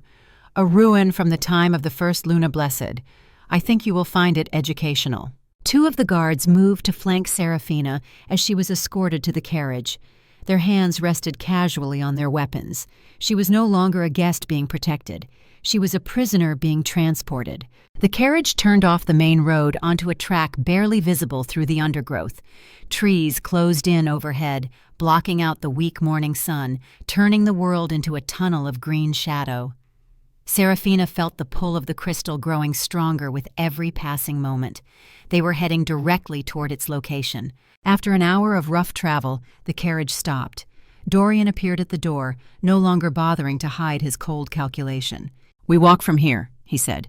"The ruins lie ahead, through the forest. You will guide us." "I do not know the way," Seraphina protested, though they both knew it was lie. Dorian grabbed her arm, his grip bruising. "Do not lie to me. I have spent 5 years researching Luna Blessed, studying everything Marcus discovered before I killed him. You can sense it, the crystal of binding. You have felt it pulling you since the moment we left the capital. Now you are going to take me to it, or I will make you watch while I burn this entire forest and everyone in it." The mask was finally off. Seraphina looked into his eyes and saw nothing but ambition and madness. A man who had murdered his way toward power and would sacrifice anything to achieve his goals. "Why do you want it?" she asked, stalling for time. Through the bond, she could feel Aldrich, closer now, but still not close enough. "Because it is mine by right." Dorian released her arm and stepped back, his hand moving to rest on his sword hilt. "I have been the true power behind the throne for years. I have made the hard decisions, fought the real battles while Aldrich played at being the noble king. The crystal will let me take what should have always been mine. I will break his mate bonds, steal his strength, and rule as I was meant to." "You cannot use it," Seraphina said, her voice steady despite her racing heart. "Only Luna Blessed can touch the crystal. It will reject you. Then you will use it for me, or I will find another way to make it work."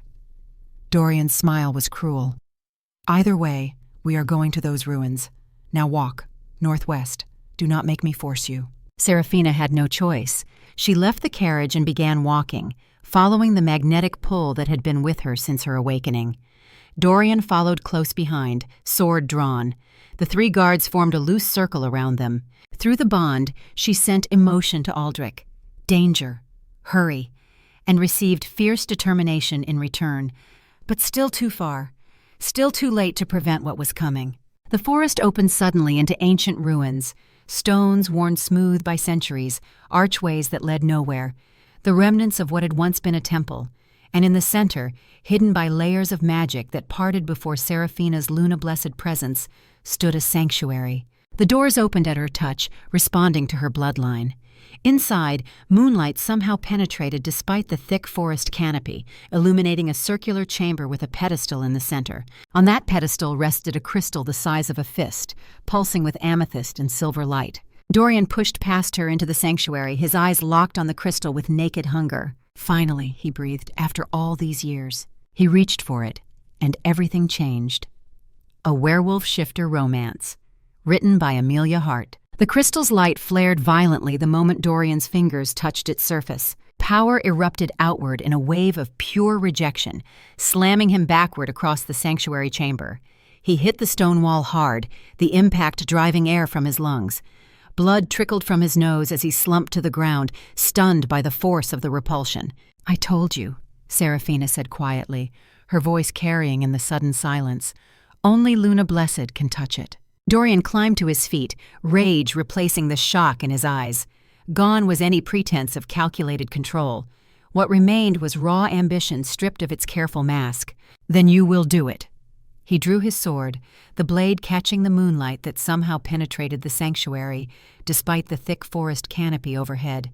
"Take the crystal and give it to me, or I swear I will make you regret every breath you have taken since the day you were born." The sound of steel being drawn echoed from the doorway. Dorian spun toward the entrance, and Seraphina's heart leaped.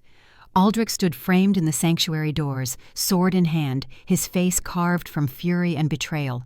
Behind him, a dozen loyal guards poured into the chamber, weapons ready, faces grim with purpose.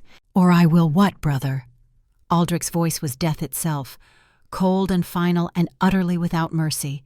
"Threaten her again, please. Give me the excuse I need." For a long moment, the brothers stared at each other across ancient stone. 20 years of shared history hung between them. Two orphaned boys who had clung to each other through their parents' death. Two princes who had built a kingdom from ashes. Two men who had sworn blood oaths to protect each other always. All of it ending here, in this forgotten sanctuary, over ambition and betrayal. Dorian's 3 guards moved to flank him, but they were badly outnumbered. Aldrich's dozen soldiers spread out in professional formation, cutting off escape routes, establishing control of the chamber. The tactical situation was clear to everyone present. Dorian had lost before the fight even began, but he did not lower his blade. "You always were predictable, Matthias," Dorian said, using his brother's given name for the first time in years. The casual address from childhood, now twisted with bitterness. "Always the hero, always arriving just in time to save the day. You killed Marcus." Aldrich's voice remained level, but Seraphina could feel the rage burning through their bond. "You murdered the man who raised us, who was more father to us than our own father ever had time to be. He discovered my plans. He would have stopped me." Dorian's sword did not waver.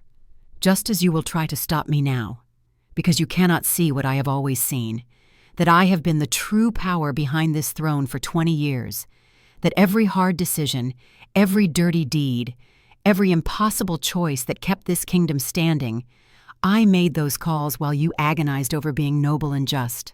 You think I do not know what you sacrificed?" Aldrich took a step forward, his guards moving with him in synchronized precision. "You think I do not carry that weight every single day? You carry guilt. I carry the kingdom." Dorian's bitter laugh echoed off stone walls. "There is a difference." "Yes, there is." Aldrich's voice went soft, more dangerous for the quietness. "The difference between hard choices and wrong choices, between doing what is necessary and doing what is evil. You crossed that line when you murdered Marcus, and you crossed it again when you tried to kill me." Understanding flickered in Dorian's eyes. "You knew about the ambush. The wound placement was too precise, too surgical. Only someone with intimate knowledge of shifter anatomy could have planned those strikes." Aldrich's tactical mind showed in his analysis. "Only someone who had fought beside me for 20 years would know exactly where I carry old injuries, where silver would spread fastest, where to wound without immediately killing. And the timing," Seraphina added, her voice steady despite her racing heart. "Bringing you back dying, giving you just enough time to be saved, creating the exact circumstances for a mate bond to form." Dorian's eyes cut to her, and for a moment, something like grudging respect showed in their depths. "You are smarter than I gave you credit for, little kitchen servant." "She is no servant."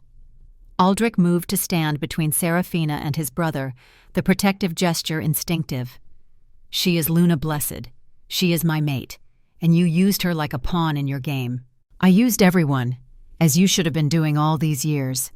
Dorian circled slowly, sword held in perfect fighter's stance. Years of training together showed in how he moved, mirroring Aldrich's own defensive positioning. "But you were always too soft, too concerned with being loved rather than being strong. Strength is not the same as cruelty. No, but weakness dressed up as mercy is still weakness." Dorian's voice carried conviction born of years believing his own justifications. This kingdom needed a king willing to do terrible things to keep it safe. You were never that king, so I became him in everything but name. And Marcus died for discovering that truth. Marcus was a good man in a world that eats good men alive. For just a moment, genuine grief flickered across Dorian's face. "I mourned him, you know. Even as I killed him, I mourned what we lost." The admission hung in the air, terrible in its honesty. "Then you have already paid for it," Aldrich said quietly. "Every day since, every moment you have hidden what you did. That is punishment enough." He lowered his sword slightly. "Surrender, Dorian. Stand trial. Face justice for your crimes. Do not force this to end in blood between brothers." For a heartbeat, Seraphina thought Dorian might accept. She saw it in his eyes, the exhausted part of him that was tired of hiding, tired of scheming, tired of being the man in the shadows while his younger brothers stood in the light. Then the moment passed. Ambition reasserted itself. Pride would not allow surrender. "No," Dorian said simply.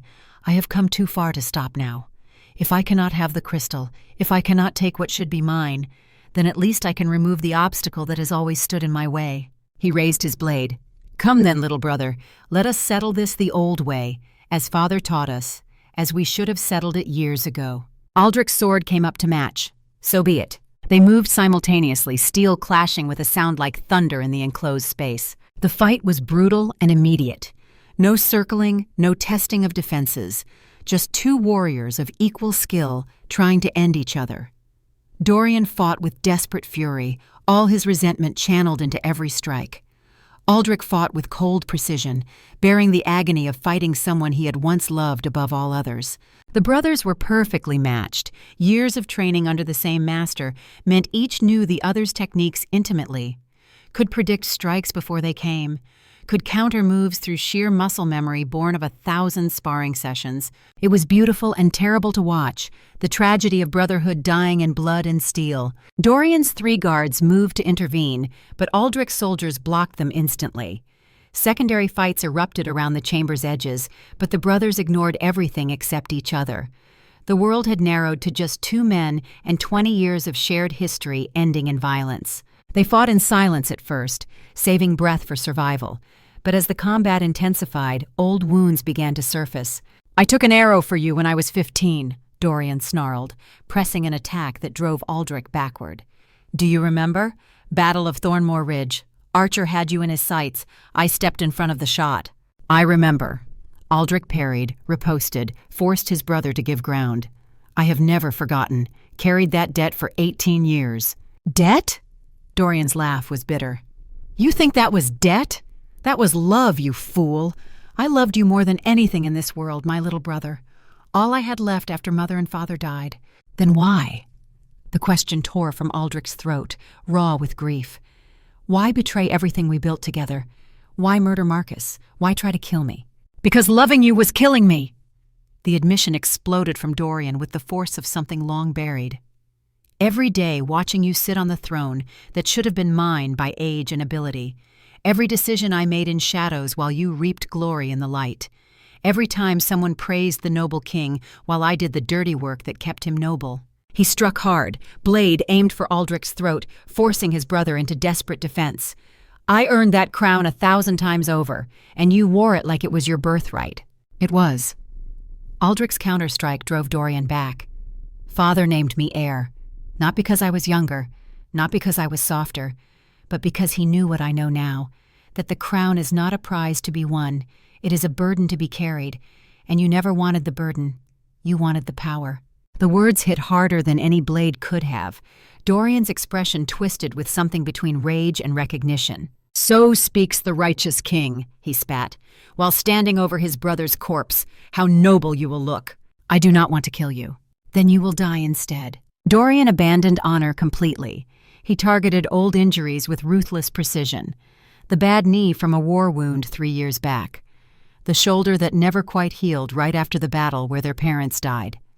Every weakness Aldrich carried, Dorian exploited without mercy. And when Aldrich hesitated for just one moment, still unable to fully commit to killing his own blood, Dorian struck with lethal intent. His blade sliced across Aldrich's ribs, drawing blood. The Alpha King stumbled back, and Dorian pressed his advantage, raining blows that forced Aldrich into pure defensive positioning. Step by step, he drove his younger brother backward until Aldrich's shoulders hit the sanctuary wall. Dorian's blade came to rest against his throat. "Any last words, little brother?" Through the bond, Seraphina felt Aldrich's love, his regret, his desperate warning for her not to sacrifice herself. She felt his acceptance that this was how it ended, that he would die here at his brother's hand because he could not bring himself to kill the boy who had once protected him from the world. "Just one," Aldrich said quietly, meeting his brother's eyes. "I am sorry." "For what?" "For failing you. For not seeing your pain sooner. For not understanding what my existence cost you." Tears tracked down Aldrich's face, mixing with the blood from his wounds. "For caring about you when I should have seen what you had become." Dorian's sword wavered. For just a moment, the younger brother showed in his eyes. The boy who had held Aldrich through nightmares after their parents died, who had sworn blood oaths of eternal protection, who had loved with the fierce devotion only siblings understand. "Aldrich," Dorian whispered, The sword pulled back slightly, almost lowering, almost choosing mercy. And Seraphina made her decision. She had been watching the fight with growing horror, searching for anything she could do to stop this tragedy. Her Luna-blessed senses screamed that both brothers were wrong and right, victim and villain, that there were no clean answers here. But there was one way to end it, one choice that would save them both from having to kill each other. Seraphina reached for the crystal.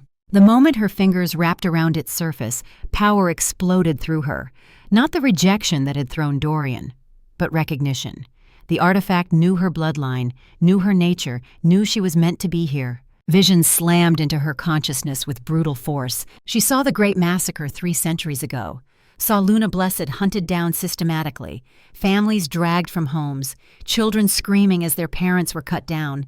The sacred gifts that should have been treasured turned into death sentences by fear and ignorance. Saw them herded into this very sanctuary, the last remnant of a murdered people.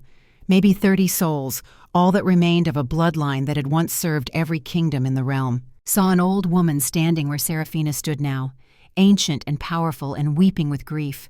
Her markings identical to the ones Seraphina bore, the last leader of the last Luna Blessed making an impossible choice. The woman's voice echoed through time, speaking words meant for this exact moment.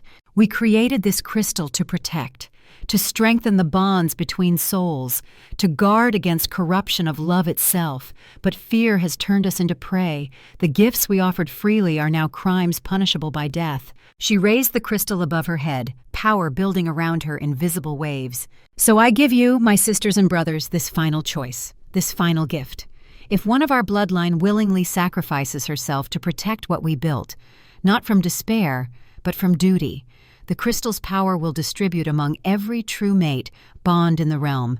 It will become untouchable, uncorruptible, hidden in hearts where it belongs, not concentrated in stone where it can be stolen. This is our legacy, not power but protection." The vision showed what happened next. Warriors burst into the sanctuary. The massacre that followed was swift and brutal. Luna Blessed died defending each other, died trying to shield their children, died knowing their bloodline ended here. But the leader completed her spell first. The crystal shattered, its power flowing outward to every mated pair alive at that moment, strengthening bonds that had been weak, making permanent what had been temporary, ensuring that love itself became the vessel for sacred power. The vision released Seraphina, leaving her gasping. She understood now. This was why the crystal had called to her, why destiny had placed her on that execution platform, why she had survived when she should have died. Not to be a victim, but to be a guardian, to complete what the ancient Luna Blessed had started 300 years ago. She could end Dorian's threat forever, could ensure the crystal's power could never be stolen or corrupted again, could protect not just Aldrich but every mated pair in the entire realm. All it would cost was her life. Through the bond, Aldrich felt her intention. His eyes found hers across the chaos, and she saw his terror, his desperate denial, his refusal to let her make this choice. But she had already decided. Seraphina wrapped both hands around the crystal and spoke the words that had appeared in her mind during the vision. Ancient language she had never learned but somehow understood. The same words the old woman had spoken 3 centuries ago. I offer my life to protect this gift. I give myself willingly, not from despair but from duty, so that what was meant to heal cannot be twisted to harm. Accept my sacrifice and fulfill your purpose. The crystal blazed with light so bright it turned the sanctuary white. Dorian spun toward her, his face contorting with rage and realization. No, what are you doing? But it was already too late. Power erupted from the crystal in waves that knocked everyone to their knees. Seraphina felt it pouring through her bloodline, through every cell in her body. The crystal began to crack, fissures of light spreading across its surface like lightning frozen in glass. Aldrich fought his way to his feet, stumbling toward her. Seraphina, stop! Do not do this! I have to, she said, her voice somehow carrying despite the roar of power. This is what I was meant for. Why the moon revealed me that day. Why I survived. There has to be another way. There is not, and you know it. The crystal shattered into thousands of fragments, each one blazing with amethyst and silver fire. The pieces shot outward like shooting stars, passing through the sanctuary walls as if stone did not exist. Seraphina watched one fragment's journey through vision granted by the magic flowing through her, saw it shoot across the forest, over hills, into Thornhaven Castle, into the kitchens where an elderly cook and a guard captain stood close together, secret mates for 20 years, too afraid of judgment to acknowledge their bond publicly. The fragments struck both their chests simultaneously, embedding over their hearts. They gasped as power flooded through them, felt their bond strengthen from tentative connection to unbreakable fusion. The cook looked at her mate with tears streaming down her face. I can feel you, like we are one soul. The guard took her hand. Always were. Now everyone will know. Another fragment shot toward the border patrol, found a young soldier who had left his wife and newborn daughter to defend the kingdom. The light entered his chest, and suddenly he could feel his mate across 100 miles, feel her love for him burning like a beacon, feel their daughter's tiny heartbeat, strong and healthy. The fear that had plagued him since leaving home evaporated. They were safe, and the bond between them would remain unbreakable no matter how far duty took him from their side. Fragment after fragment found its mark. Every mated pair in the realm, from the poorest farmers to the wealthiest nobles, felt their bonds strengthened to permanence. Love that had been fragile became indestructible. Connections that had been vulnerable became sacred. The crystal's power, once concentrated in a single artifact, now lived in the hearts of thousands. And one fragment shot directly at Dorian. It struck his chest with the force of divine judgment. He screamed as power burned through him, seeking any mate bond it could strengthen, finding only ambition and corruption and emptiness where love should have lived. The power rejected him violently. His shifter abilities, already strained by years of manipulation and dark choices, shattered under the assault. Seraphina felt it happen through her connection to the magic, felt Dorian's wolf die inside him, not body death, but spiritual death. The part of him that could shift, that drew strength from the moon, that connected him to his animal nature, all of it destroyed in an instant. Dorian crumpled to the ground, gasping. His eyes were wide with horror as he felt the emptiness where his wolf had been, forever unable to shift, forever cut off from the source of power that had defined him since birth. Just human now, just a broken shell of what he had been. The remaining fragments embedded themselves in Seraphina and Aldrich. The mate bond between them, already strong from the healing, exploded into something transcendent. Two souls fusing into one while remaining separate. A connection so deep that Seraphina could no longer tell where her consciousness ended and his began. Then the price of sacrifice came due. Seraphina collapsed, her life force draining away as payment for channeling such immense power. She felt herself falling, felt Aldrich catch her, heard him screaming her name as if from very far away. The sanctuary began to collapse around them. the ancient magic that had preserved it for 3 centuries fading now that the crystal was gone. Stone groaned and began to fall. "Move!" Aldrich roared, lifting Seraphina in his arms. "Everyone out now!" His guards cleared a path, dragging the wounded, hauling the unconscious. They burst out into the forest just as the sanctuary imploded behind them, tons of stone crashing inward, burying Dorian under the rubble. His screams cut off abruptly, swallowed by destruction. Aldrich laid Seraphina on the forest floor, his hands shaking as he checked for signs of life. Her pulse was there, but fading, her breathing shallow. The markings that should have disappeared with her death still glowed on her skin, but they had changed. Silver blue had become pure gold, pulsing with inner light that seemed to come from her very soul. Isolde appeared through the trees, having traveled with Aldrich's contingent. She took one look at Seraphina, and tears began streaming down her weathered face. "No, no, no. The sacrifice should have killed her instantly. The old texts were clear." "She is alive," Aldrich said fiercely, one hand pressed over Seraphina's heart, feeling it beat weakly beneath his palm. "I can feel her through the bond. She is weak, but alive." One of his guards knelt beside them, pointing to his own chest. "My lord, look!" Embedded beneath the skin over his heart, a small fragment of the crystal glowed softly. "My mate is 200 miles away in the capital, but I can feel her clearer than if she stood beside me. The bond is stronger than it has ever been." Around them, other soldiers were making the same discovery. Those who had mates felt their connections blazing with renewed power, unbreakable and eternal. The crystal had kept its promise. "She is not dying," Isolde said slowly, examining Seraphina more carefully. "She is transforming. The sacrifice was accepted, yes, but the crystal chose to preserve her, changed her into something new. What does that mean?" "I do not know. Luna Blessed, who made the sacrifice, always died. But Seraphina—" Isolde shook her head in wonder. "She is the first in 300 years to awaken. Perhaps the magic recognized that the bloodline could not afford to lose her. Perhaps her fated mate bond with you created an anchor strong enough to hold her soul to this world." Seraphina's eyes fluttered open. The amber had changed, shot through with flecks of gold that caught the light and gave them an otherworldly quality. "Did it work?" she whispered. "Yes." Aldrich pressed his forehead against hers, overwhelming relief flooding through him. "The crystal is safe. Its power is distributed. Dorian can never use it. You did it." "Good." She managed a faint smile. "That is good. Do not ever do something that reckless again." "Cannot promise that. I am Luna Blessed. Reckless seems to be in the job description." Despite everything, despite the battle and the betrayal and the near loss of his mate, Aldrich found himself laughing. It came out wet and broken, but it was real. They made camp in the forest that night, unable to travel with Seraphina in such weakened state.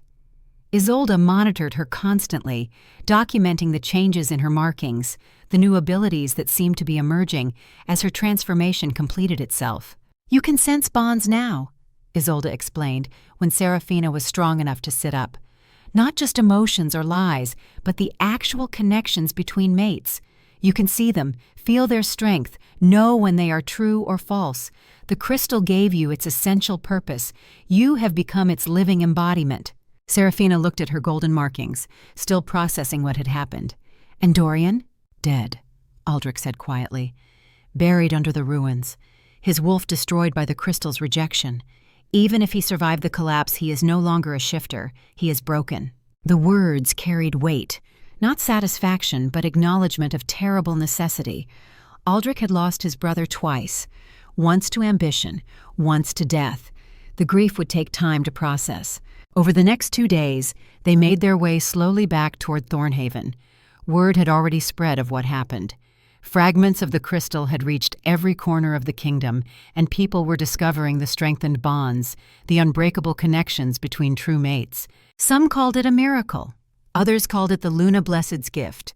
All agreed that something fundamental had changed, that the world was different now than it had been before Seraphina's sacrifice. When they finally reached the castle, the entire kingdom turned out to greet them. Seraphina rode beside Aldrich, no longer hidden or protected, but acknowledged as what she truly was.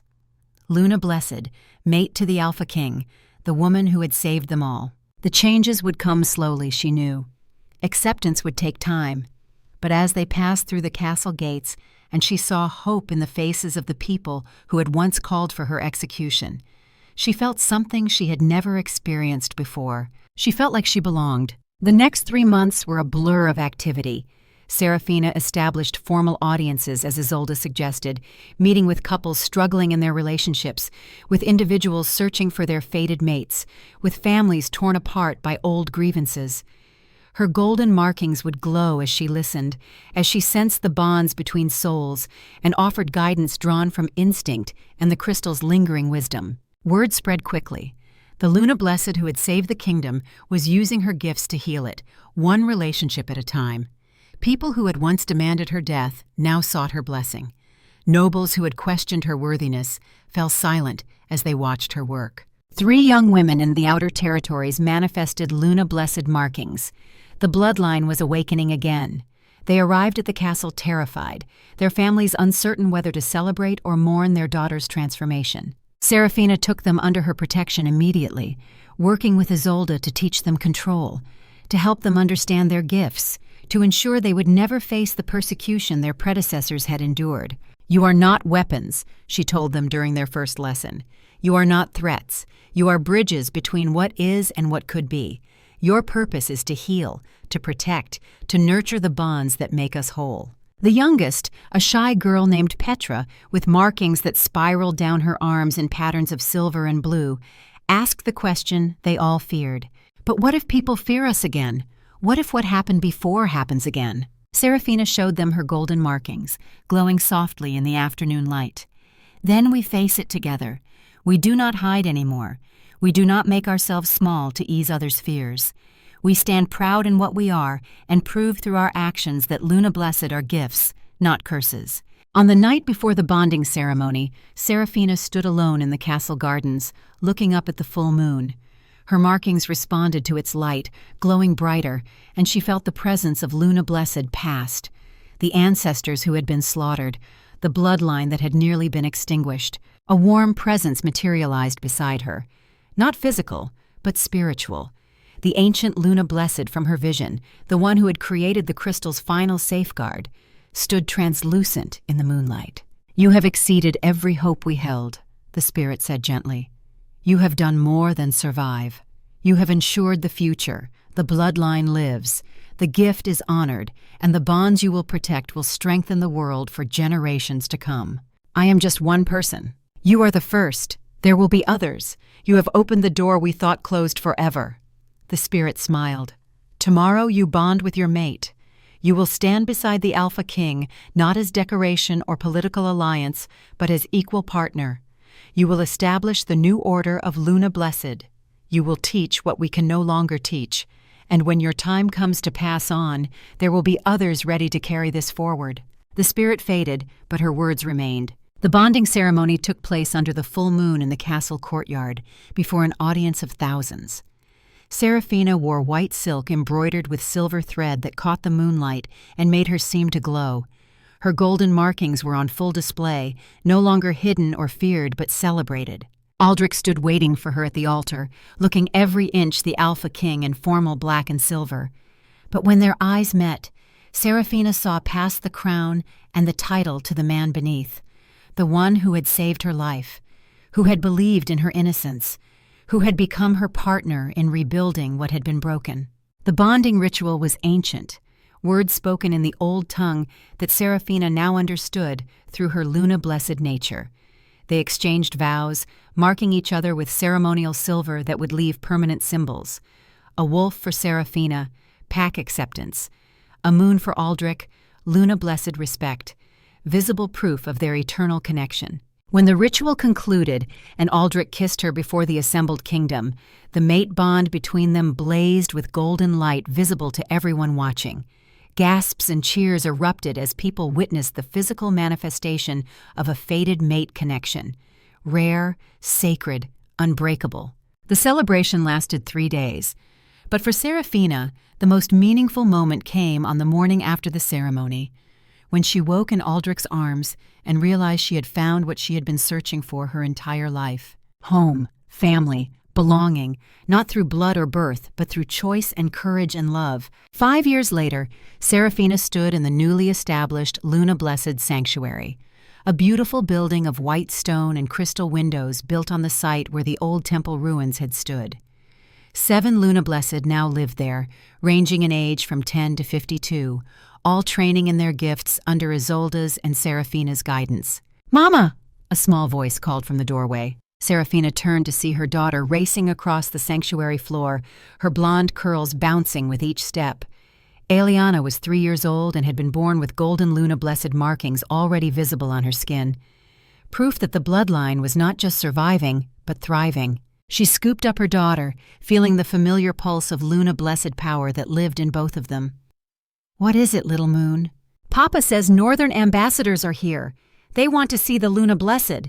More visitors seeking guidance, seeking help, seeking the wisdom only Luna Blessed could provide. The sanctuary had become a destination for people from across the kingdom and beyond, all wanting to understand the mysterious gift that had re-emerged in their world. Seraphina set Eliana down and took her hand. "Then we should go greet them properly." As they walked back toward the castle, the young Luna Blessed students following behind, Seraphina reflected on how far she had come, from condemned prisoner to the Alpha King's mate, from kitchen servant to keeper of bonds, from orphan to mother, teacher, protector of an ancient gift. Aldrich waited on the balcony overlooking the gardens. When he saw them approaching, his stern features softened into something approaching a smile, rare for him, but genuine. Through the bond, Seraphina felt his contentment, his peace, his purpose. He lifted Eliana into his arms. "How is my little moon?" "Mama is teaching me shields. I am getting good." "She is better than I was at her age," Seraphina said, joining them on the balcony. Aldrich's arm came around her shoulders, pulling her close. "The Northern delegation wants Luna Blessed to mediate a border dispute. Diplomacy through bonds, that is a new approach. Your idea, building peace, not just keeping it." They stood together, 3 of them on the balcony overlooking Thornhaven. Sunset cast gold over the kingdom. Through the bond, Seraphina and Aldrich connected, but also the 7 other Luna Blessed below, all connected to larger purpose. In the distance, beyond the northern mountains, Dorian lived in exile, broken and alone, stripped of his wolf, carrying the weight of what his ambition had cost him.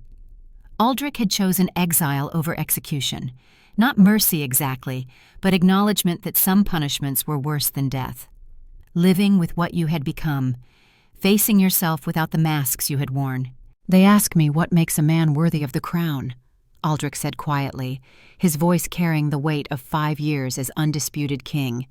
"I tell them it is not strength, not even honor, but willingness to carry weight so others do not have to." He looked down at his daughter, at his mate, at the kingdom spread below. "Marcus taught me that, died for that truth. And the woman beside me proved it. Kitchen servant who became Luna Blessed, not because she sought power, but because she chose duty when running would have been easier." "We both chose," Seraphina corrected softly. "You chose to investigate when the evidence seemed clear, chose to doubt your own judgment rather than kill an innocent. That takes a different kind of courage." Through the bond, love flowed between them, not the desperate passion of romance stories, but the deep partnership of 2 warriors who had fought side by side and would continue to do so for whatever time they had left. Eliana squirmed in her father's arms. "Can I go play with Petra and the others?" "Yes, but stay where we can see you." She ran off, golden markings glowing softly in the fading light. A child who would never know the fear that had plagued her mother's generation. Who would grow up in a world where Luna Blessed were celebrated rather than hunted, where gifts were treasured rather than feared. That was legacy, not crowns or kingdoms, but the world you left for those who came after. "Do you ever regret it?" Aldrich asked quietly. "The sacrifice, what it cost you." Seraphina considered the question seriously. She had died, in a sense, on that day in the sanctuary. The frightened kitchen servant who had spent 3 years invisible had not survived the transformation. What remained was something else entirely.